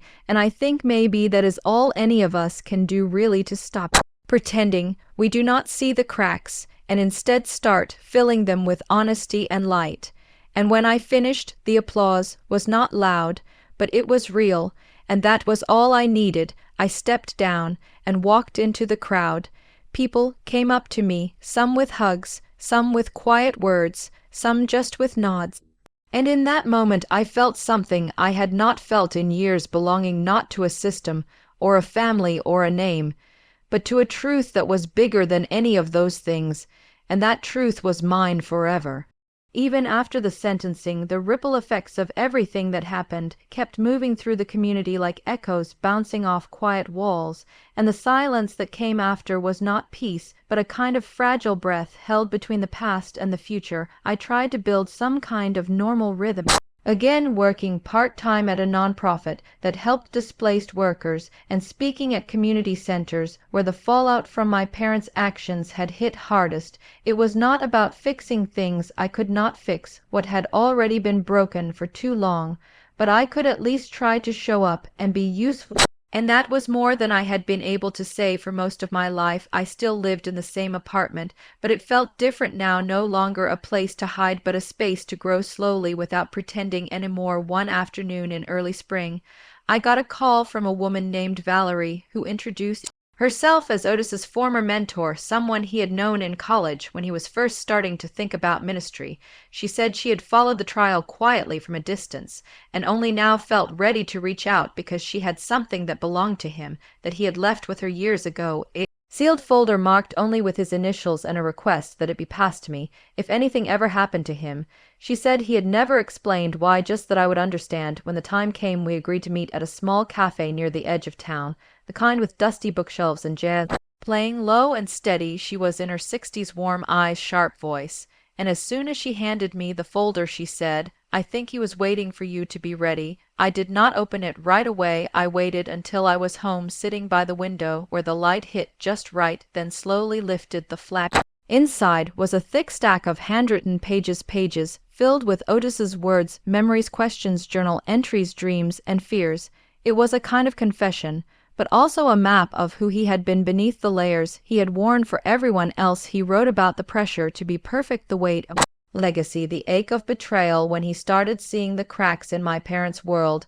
He wrote about how he tried to fix it from the inside, first convincing himself that maybe, if he prayed harder or served more, things would shift. He wrote about watching me fade after our arguments, about the silence between us and how it broke him more than he let on. There were moments of tenderness, too, memories of laughter, of shared songs, of nights when the stars felt close and the lies still felt far away. He ended the journal with a letter addressed to me, and the last line read, "If you are reading this, then it means the storm has passed and we are still standing. I hope you know I loved you even when I could not say it clearly, and I hope you find peace not just from this, but from everything that came before." I sat with those words for a long time, not crying, just breathing, letting them sink in like rain into dry soil. A few days later, I visited his grave again, this time not to speak to the pain, but to thank him for holding on long enough to light the way for the rest of us. I left a single flower on the stone and walked away with a little less weight around my ribs at work. I started developing a community reintegration program for former employees of the church who had lost jobs when the institution collapsed. Many of them had been unaware of the fraud, just doing admin or outreach or youth work, and now they were left with reputational damage and no income. I built the program with the help of a few others, using private donations and small grants. We focused on skills training, counseling, and legal aid. It was slow work, but it felt honest, and the people who came through it began to rebuild not just their careers, but their sense of self. We hosted a small gathering, one weekend, a reunion of sorts, and seeing those faces filled with cautious hope made me realize that survival was not the end of the story. It was just the middle. Around that time, a journalist named Evan reached out to me. He had been following the case and wanted to write a long-form piece, not about the crime itself, About what came after the impact on families, communities, survivors, I was hesitant at first, but after some conversations I agreed, and we spent several weeks talking off record at first, then on record. He was careful, thoughtful, and asked questions no one else had asked, questions not about scandal, but about healing. The article came out in a national publication and was titled "The Daughter Who Chose Truth." It was not a flattering piece nor a sensational one, but it told the story with dignity and nuance, and when I read it I felt seen not as a character in someone else's plot, but as a person trying to make sense of something massive and messy. After the article went public, my inbox flooded not with hate but with letters from strangers, people who had been through similar things, people whose families had collapsed under the weight of secrets or power or silence. One message stuck with me from a woman in Arizona who said, "I watched my father steal millions from a veterans fund, and I never said a word. I thought I was protecting him, but all I was doing was burying myself. Thank you for reminding me that silence is not love, and that truth is not betrayal." I printed that letter and pinned it to my wall as a reminder that the hardest choices are sometimes the most necessary ones. Life moved forward slowly, quietly, but not without purpose. I reconnected with a few extended family members, cousins, who had distanced themselves during the height of my parents' reign, now reaching out cautiously. Some of those conversations were awkward, but others brought a sense of shared relief, like we had all been holding our breath for years, and only now could exhale together. One evening, I got a call from Mr. Alvarez, my old high school counselor.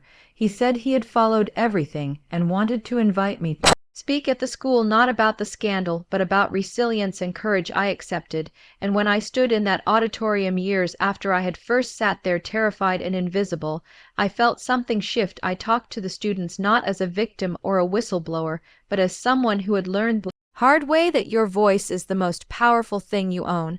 I told them about fear, about choice, about how even when everything seems impossible, you are never truly alone, because the truth has a way of finding light if you let it. After the talk, a young girl came up to me and said, "I think my uncle is doing something bad in our church, but no one listens to me." I told her to write it down, to keep speaking, and to find one adult who would believe her.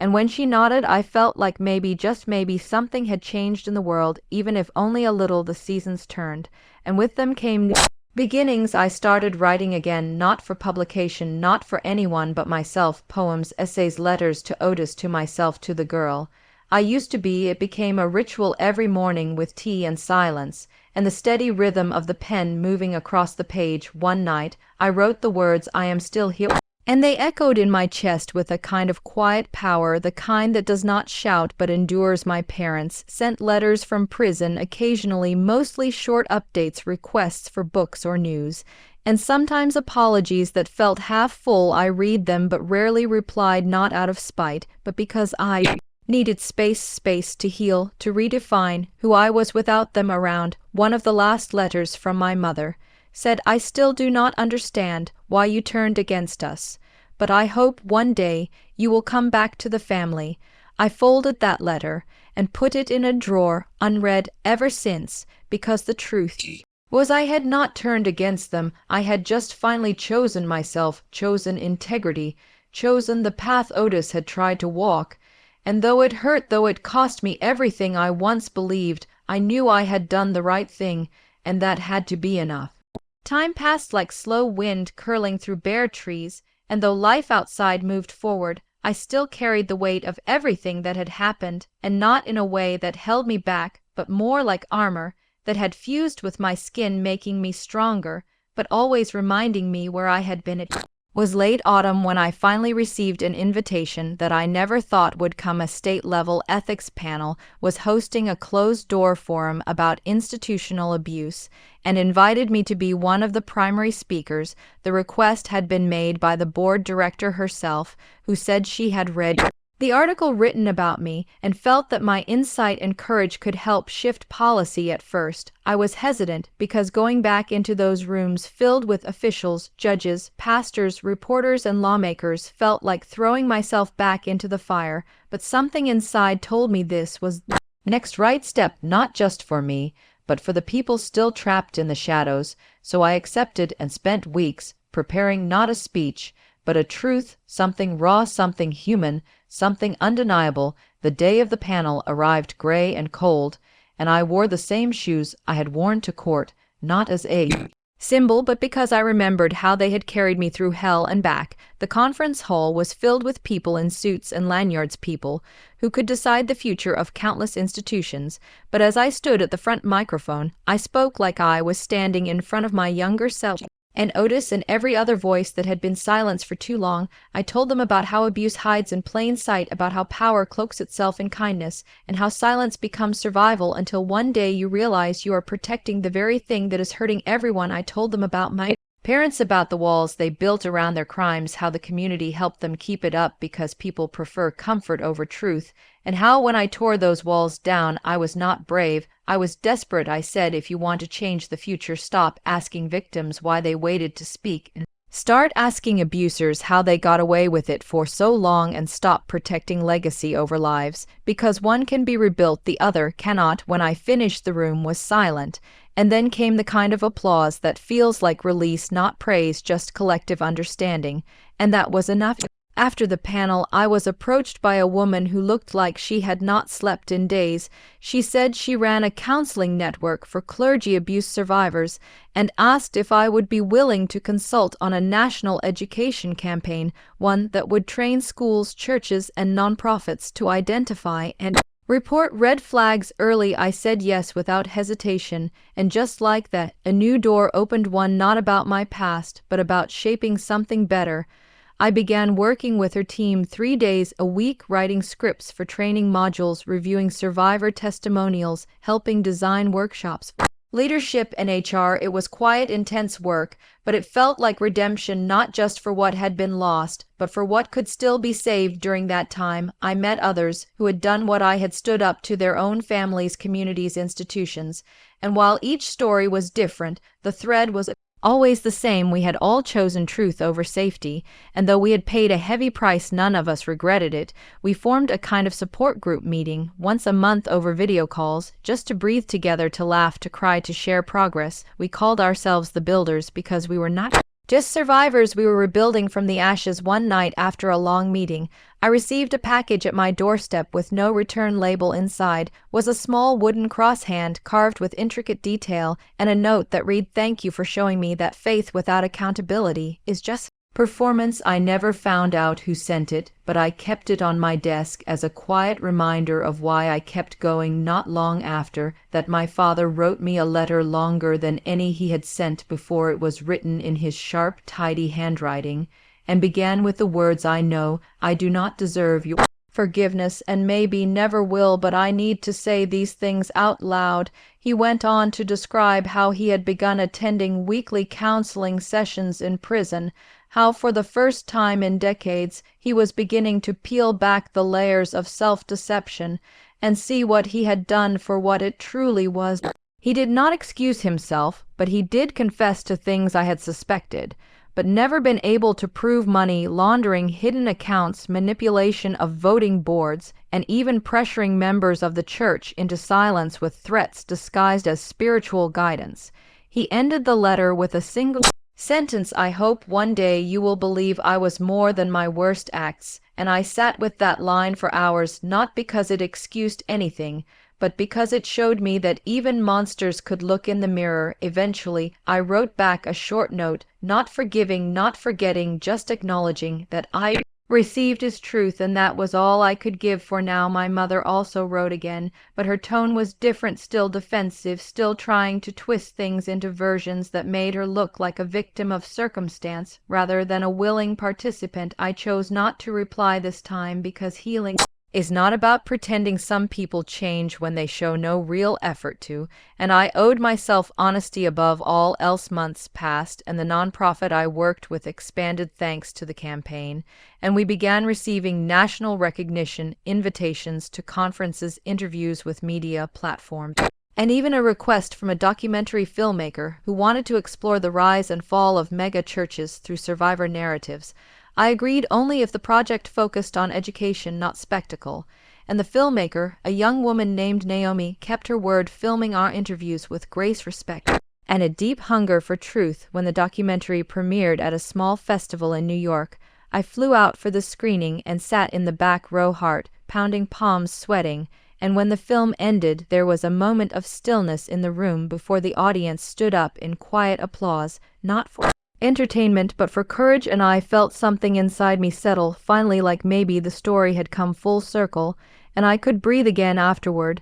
Naomi hugged me tightly and whispered, "You changed the way I see everything," and I thanked her, because sometimes impact does not come from shouting, but from showing up and standing still in the fire without flinching. On the flight home, I looked out the window at the clouds and thought about Otis and how proud he would have been, not just of the work, but of the fact that I kept choosing the hard right over the easy silence. That weekend I visited his grave again and brought a small token, a keychain with the word builder engraved into it. I hung it on the branch of the tree nearby and said softly, "We are still building, brother. Thank you for showing me the way back at home." I resumed writing, not just for myself now, but for publication, small essays, poems, even a memoir in progress about truth, legacy, and the long road to healing. One piece titled "The Day They Rolled Their Eyes" was picked up by a major digital magazine and went viral, reaching millions of readers across different backgrounds and beliefs. Many of them wrote in thanking me for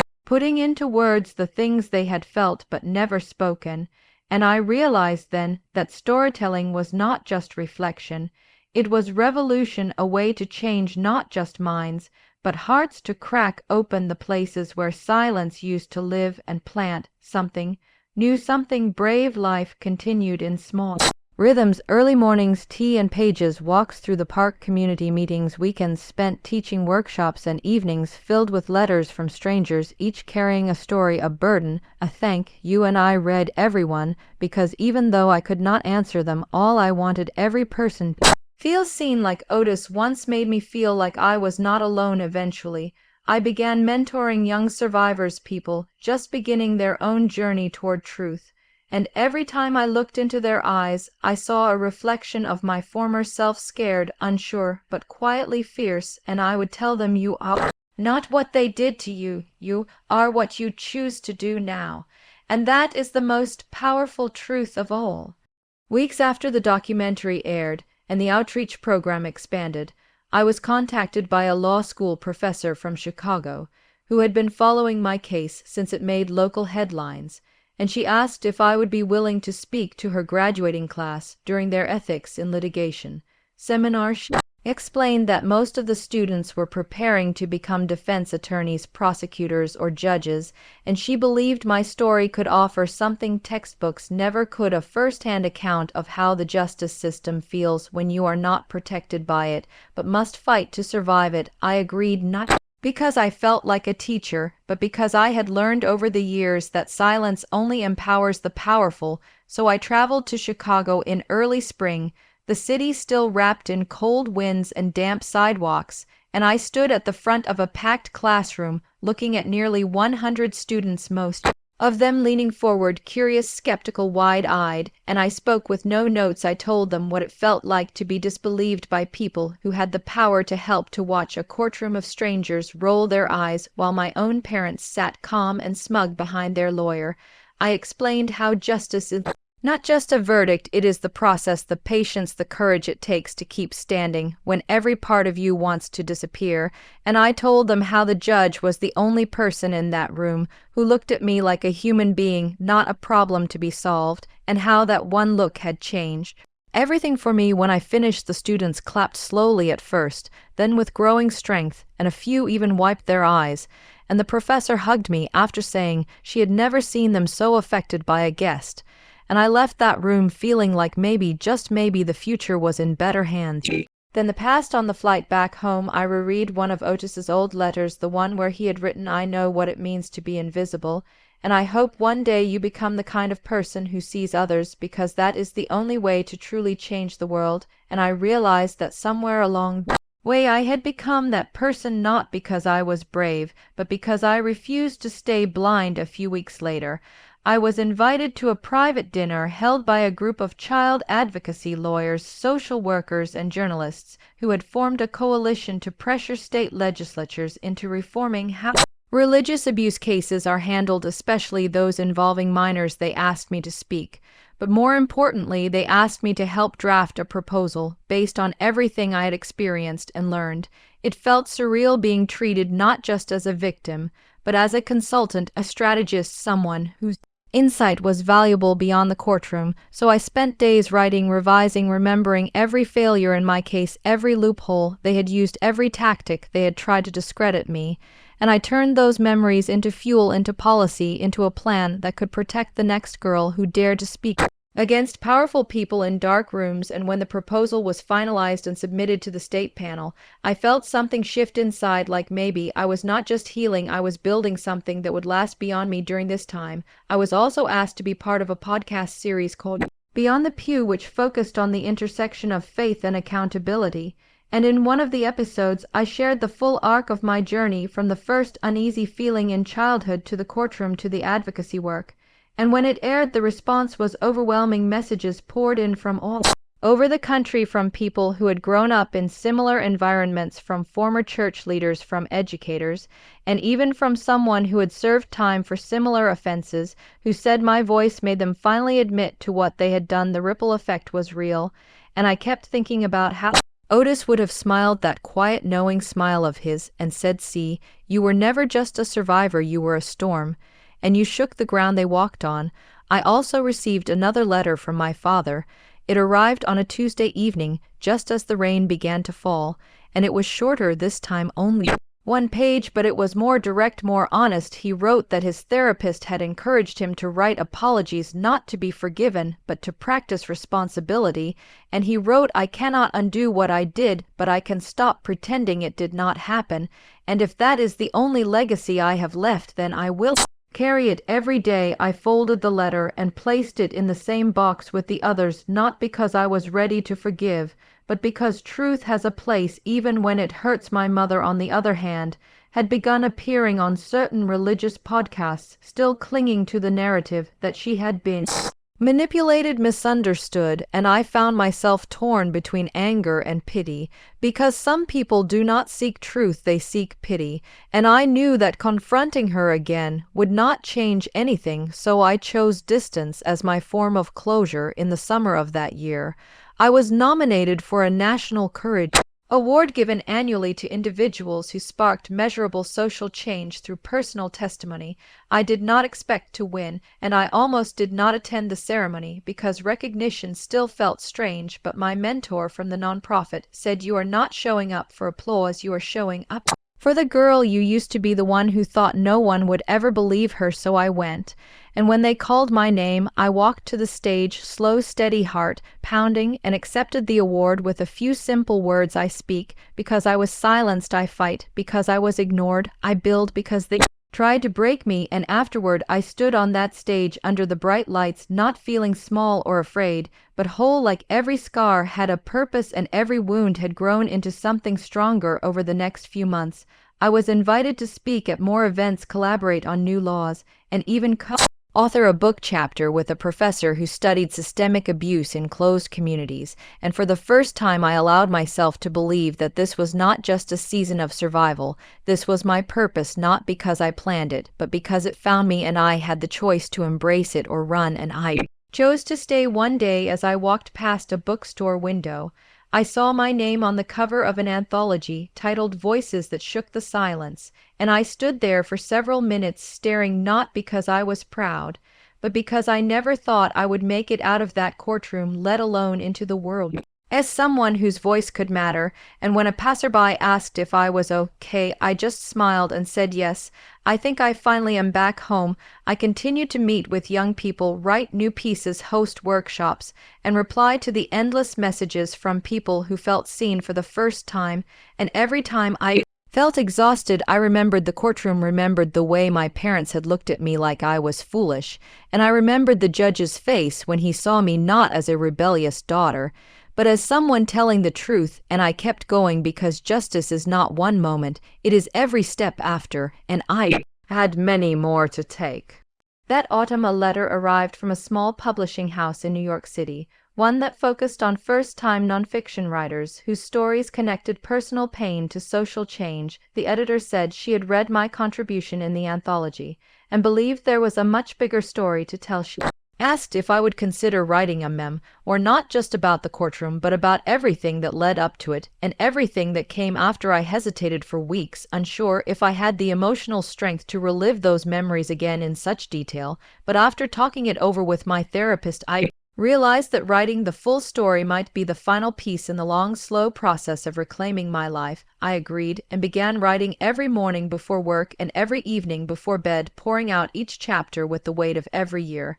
I had stayed quiet. Each page felt like a wound opening, but also like a scab falling away, and I wrote not as a victim, but as someone who had survived something unthinkable, and wanted the world to understand how that survival happened, not through rage, but through relentless truth telling. My editor called me every week to check in, offering guidance, support, and gentle reminders to be honest, even when it hurt. And slowly the manuscript began to take shape. It was raw, it was personal, it was full of names, places, dates, emotions, and courtroom transcripts. And when I finally sent in the completed draft, I felt like I had peeled back every layer of shame and doubt I had ever carried. While the book was being prepared for print, I was invited to participate in a televised panel hosted by a major news network alongside 2 state senators, a social psychologist, and a well-known journalist who had covered religious abuse scandals for over a decade. The topic was institutional betrayal and how communities often silence victims to protect reputations. I was nervous, especially when I learned that one of the senators had publicly defended several large churches against abuse accusations in the past, but I reminded myself I was not there debate. I was there to represent truth. The live broadcast began, and the conversation started with carefully worded political statements and polished academic jargon. But when it was my turn to speak, I looked directly into the camera and said I was not molested by a monster in the dark. I was abused by someone my community respected, someone my parents defended, someone the church protected. And until we stop calling these cases anomalies and start calling them patterns, nothing will change. The room went quiet, and the host gave me a nod to continue, and for the next several minutes I described exactly how the system failed me and how silence was not neutral, it was complicit. When the broadcast ended, the producer approached me quietly and said thank you for saying what needed to be said off camera. One of the senators even approached me and said they had changed their mind about several key issues. After hearing my story, I flew home exhausted but proud, and the next morning I received an email from a major online platform asking to feature an excerpt from my upcoming memoir on their front page for a new series they were running called Truth Tellers. I agreed, and within 24 hours my story was read by millions. People from all over the world sent messages, letters, and voice notes, and while many of them were filled with gratitude, some were filled with their own stories, and I responded to as many as I could because I remembered how it felt to scream into silence and hear nothing back. One day a letter came from Otis's nephew, who had found me through an article, and he wrote that his uncle would have been proud of me not just for surviving, but for fighting in a way that honored what they both had believed in, and he included a scanned copy of one of Otis's old sermons, a sermon I had never heard before. In it, Otis had written, "The church is not a building, it is a promise to love and protect each other, and when that promise is broken, we must rebuild it with truth, or we become nothing but walls and fear." I printed those words and taped them above my desk where I could see them every day, and they became my compass, guiding me through interviews, podcasts, panels, and long nights of editing. By winter, the final proof of the book arrived in the mail, a hardbound copy with a simple black and white cover, and my name in clean type across the front. I held it in my hands for a long time, not knowing whether to laugh or cry, because it felt like holding a piece of my own heart outside my body. The launch was modest but powerful, and I did several readings at bookstores, universities, and advocacy centers, each time finding a new layer of healing in the act of speaking out loud what I had once been too afraid to even think. People asked me how I stayed strong, and I always said I did not. I broke, I bled, I screamed, but I never stopped walking forward even when I was crawling, and I think that is what strength really is. One day I was contacted by a documentary filmmaker who had read my book and wanted to adapt it into a limited series not for shock value, but as a way to educate a wider audience about systemic failure and personal resilience. I was hesitant at first, unsure if turning my life into a visual narrative would be empowering or exploitative, but after several long conversations with the director, I realized he understood he had a team made up of survivors, artists, activists, and he promised full creative control and respectful handling of every detail. We began working together in early spring, writing scripts, choosing scenes, finding the right tone, and by the time filming began, I felt ready to see my story told in a new light. Watching actors reenact moments from my life was surreal and sometimes painful. But it also showed me how far I had come from that courtroom, where I once stood alone and afraid during the premiere in New York City. I walked the red carpet in a simple black dress, heart pounding but steady as camera flashes lit up the night. The audience included survivors, lawmakers, therapists, and ordinary viewers who had followed my journey from the very beginning. And when the final credits rolled, the applause was not for the production quality or the acting, it was for the truth, for the fact that one voice could ripple outward and touch thousands. I stood at the microphone and said I never wanted this story to be told because I never wanted it to happen. But since it did, I will keep telling it until no one else has to. In the months that followed, the series aired worldwide, sparking debates, new policies, and community meetings in small towns where people finally began to ask hard questions. And I received an award from a national advocacy group recognizing my contribution to legislative reform. I accepted it quietly and used the platform to highlight others whose stories had not yet been heard, because I knew the spotlight was a tool, not a throne, and I wanted to use it to open more doors than it closed. And back home, I finally bought a small cabin near the river, one that Otis would have loved, with tall trees, open sky, and silence that felt like peace, not punishment. I planted flowers, built bookshelves, started painting again, and let myself live not as a fighter or a writer or a survivor, but as a woman who had walked through fire and come out whole.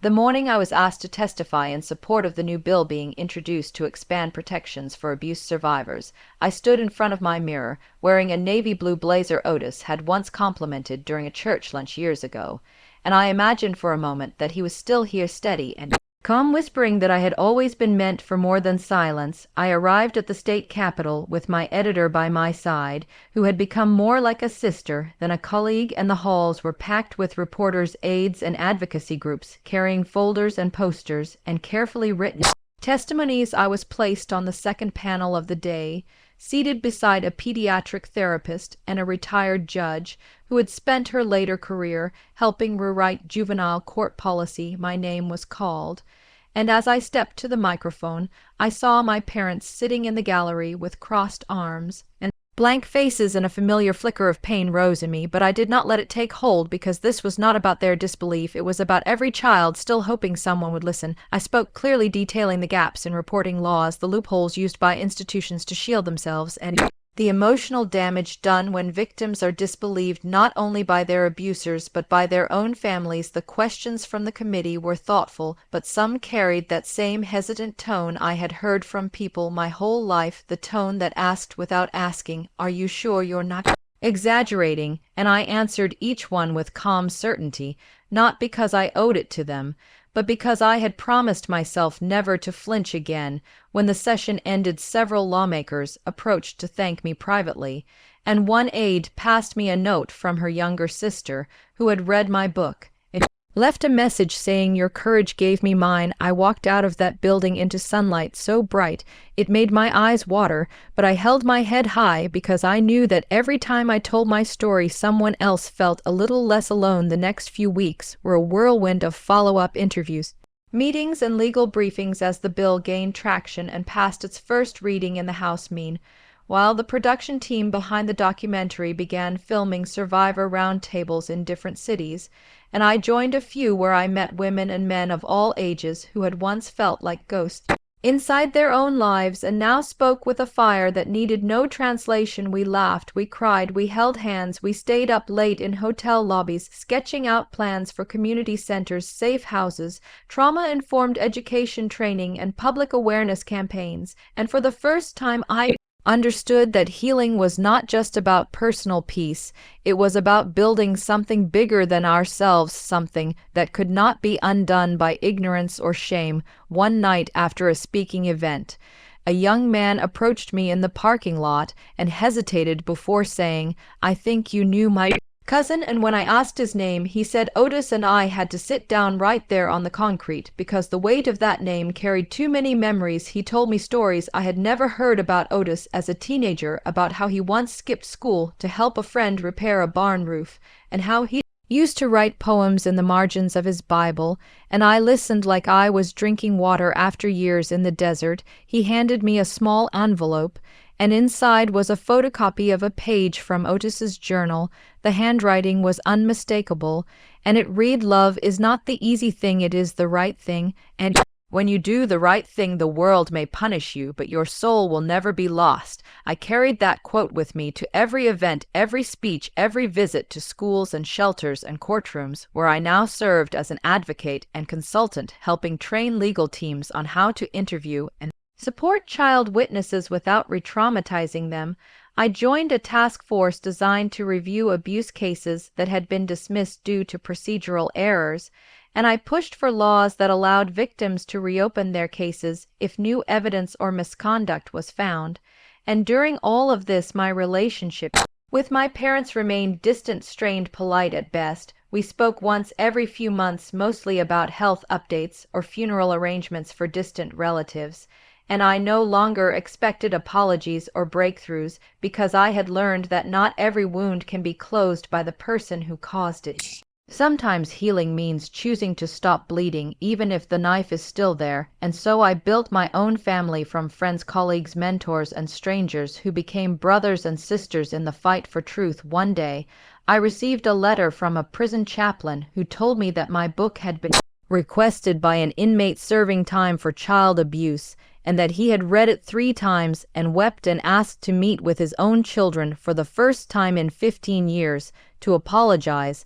I did not know what to make of that or whether it was redemption or manipulation, but I kept the letter because it reminded me that stories have power even when we cannot see their full effect, and I hoped that somewhere in that chain of events someone's pain was being acknowledged instead of buried. That summer, the documentary premiered on a major streaming service, and within days my inbox was flooded with messages from viewers who said they had never understood the depth of trauma until they saw it play out in scenes so real they felt like memories of their own.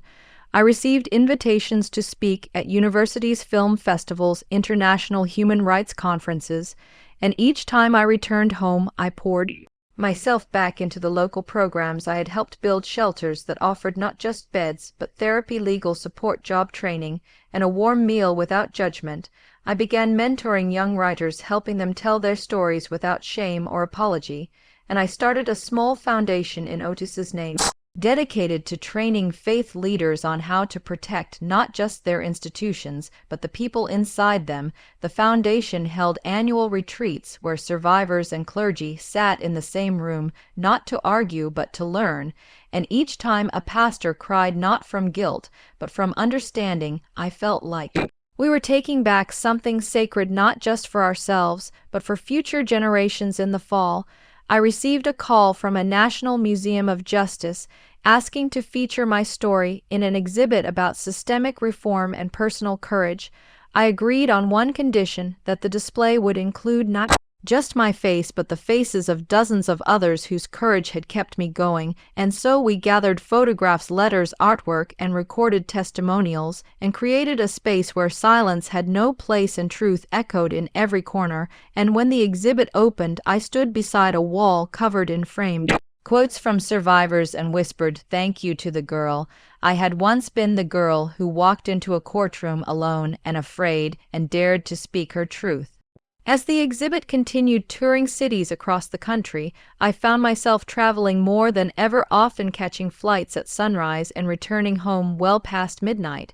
but I did not complain because each visit meant more lives touched, more voices heard, and more doors opened for those who had spent years locked in silence. During a visit to a small-town university in the Midwest, I was approached by a law professor who asked if I would consider helping develop a curriculum on trauma-informed advocacy, and I agreed without hesitation, spending months designing modules, case studies, and simulations that would become part of their permanent coursework. I guest lectured at other institutions too, always reminding students that behind every file and court case, there was a real person, often carrying invisible wounds. One day, as I was reviewing papers in my apartment, I received an unexpected email from a federal investigator who had read my work and was launching a deeper inquiry into the youth center where Otis and I had met. He asked if I would be willing to provide background and possibly testify if the case moved forward, and I agreed, knowing that truth often required time to surface. Weeks later, I was called to a closed hearing where survivors were being interviewed and former staff questioned, and I sat across from the same director who once looked the other way when Otis tried to speak up. He was older now, more fragile, but I saw no remorse in his eyes, only fear and calculation, and as I answered the questions, I made sure my voice was steady, my words precise, my gaze unflinching, because this was not just about what had happened. It was about making sure it never happened again. In that same week, I learned that the legislation I had supported had finally passed both houses and would be signed into law. The following month, I was invited to attend the signing ceremony, and when the governor handed me a ceremonial pen, he said, "Your voice started this ripple, and now it is a wave that will protect thousands." I thanked him, but in my heart I thanked Otis and every survivor who had trusted me with their pain, their stories, and their hope. After the ceremony, I walked alone to a nearby river, sat by the edge, and let the wind brush against my face the way Otis used to do when he wanted me to feel calm. I spoke to him out loud, thanked him for everything, and promised I would keep going as long as I could. That fall, I was nominated for a National Humanitarian Award, and though I did not expect to win, I attended the gala more for the chance to meet other advocates and change makers than for the spotlight. When my name was called as the recipient, I stood stunned for a moment, then walked slowly to the stage and accepted the honor, not for myself, but for the girl who once sat in a dark room wondering if anyone would ever believe her. I gave a short speech saying healing is not the end of pain, it is the beginning of power, and when we own our stories, we take away the shame and replace it with strength. And after the event, a woman in her 60s approached me with tears in her eyes and said, "I have never told anyone, but your words just gave me the courage to try." The next morning, I received a message from a publisher offering a contract for a second book, this time focused on systemic reform, survivor-led justice models, and the evolution of my advocacy work. And I agreed, but only on the condition that a portion of the profits go directly to survivor support funds. As the book neared release, I collaborated with artists, activists, and educators to develop companion resources, including workbooks for survivors, training guides for professionals, and toolkits for schools to recognize and address abuse.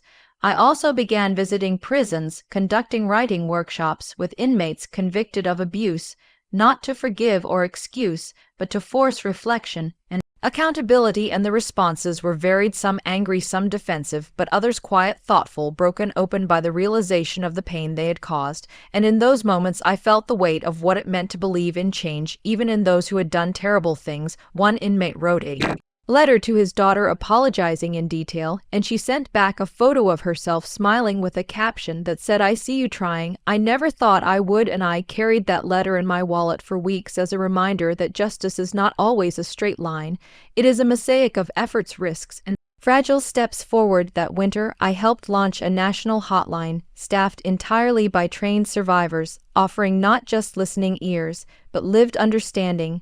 And as calls poured in, we realized just how many people had waited their entire lives to be heard and believed. I trained staff worked double shifts and often answered calls myself, because hearing "I believe you" from someone who had lived it was a lifeline not easily found elsewhere.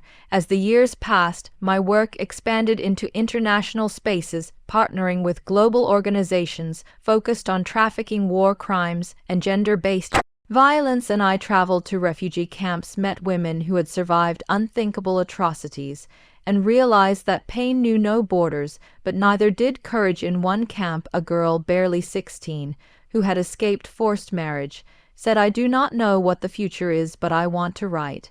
And when I handed her a notebook, she held it like a sword, and I knew then that the next generation would carry the fight even further than I had. One spring morning, as I was preparing to speak at a summit, I received a voicemail from my father. His voice was slower now, softer, and he said, "I read your second book, and I think I finally understand, and I am sorry for every time I rolled my eyes when I should have opened my arms." I sat with that message for hours, unsure whether to call back, unsure whether healing included reconciliation.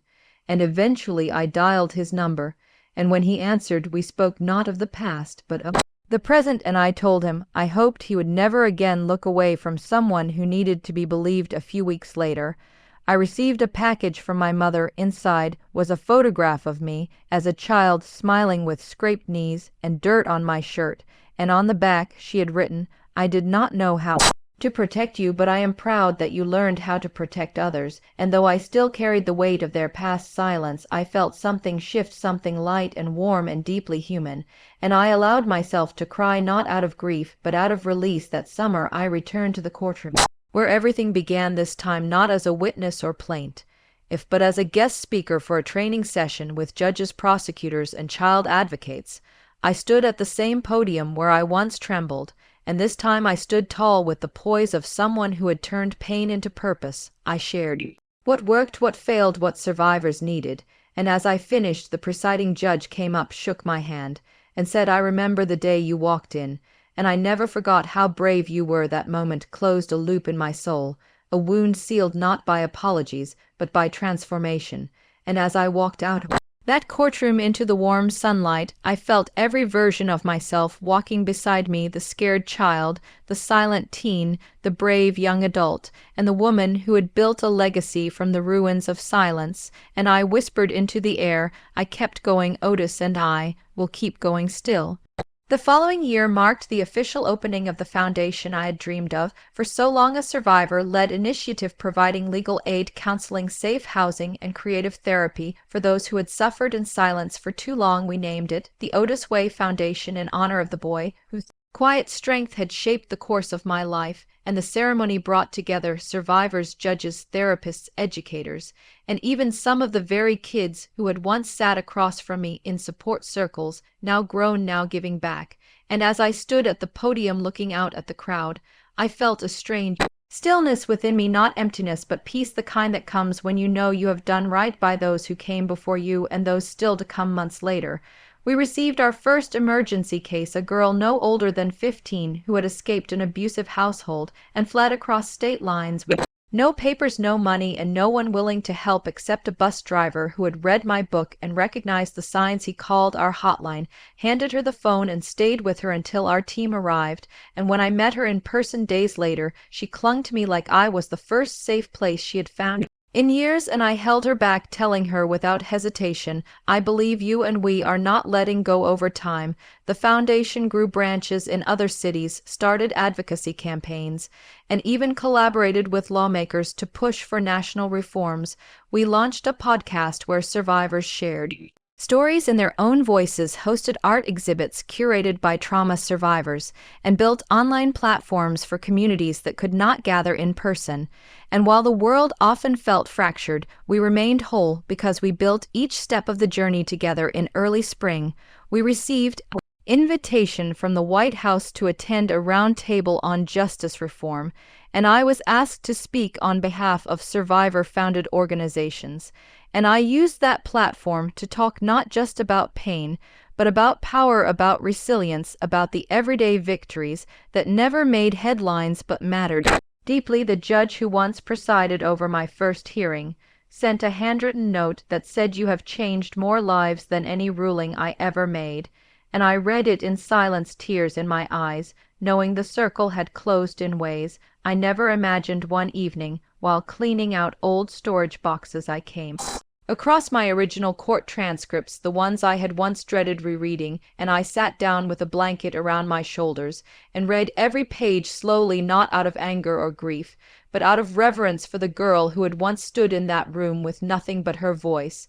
And as I turned each page, I whispered thank you over and over again, not to the system, not to fate, but to myself, because I had kept going in ways no one expected, including myself. In the summer of that year, a young woman approached me at a conference clutching a dog-eared copy of my second book and said, "Your story kept me alive.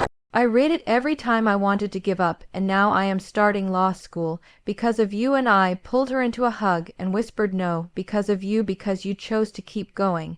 And that is the bravest choice anyone can make in fall." I was asked to guest edit a special edition of a major journal on trauma-informed justice, and I brought together experts, survivors, clinicians, and reform advocates to co-author pieces that challenged the status quo and pushed for new frameworks for healing and accountability.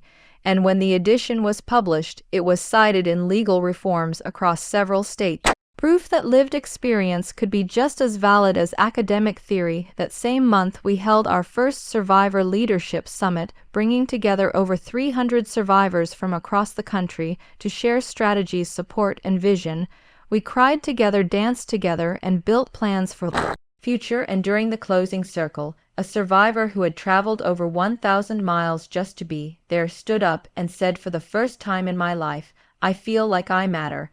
And the whole room erupted in applause because we all understood what that moment meant. Late one night, I received a video message from a girl in rural Africa who had seen one of our translated workshops and used it to organize a safe space circle in her village, and I watched as she sat under a tree surrounded by young women holding hands and speaking truths that had never been spoken aloud before, and I realized that what we were building was not just a movement, but a legacy, a ripple that stretched far beyond our borders. One winter morning, as I was walking through a local park, I spotted my parents sitting on a bench, and though I hesitated, I eventually sat beside them, and we talked about neutral things, whether the news, a recipe my mother had tried. And then, just as I was about to leave, my father said, "I told your story to my coworker the other day, and I said I was proud of my daughter." And for the first time ever, I believed it myself, and I nodded, unable to speak for a moment. And my mother touched my hand gently and said, "We missed so much, but we see you now." And I stood up, nodded again,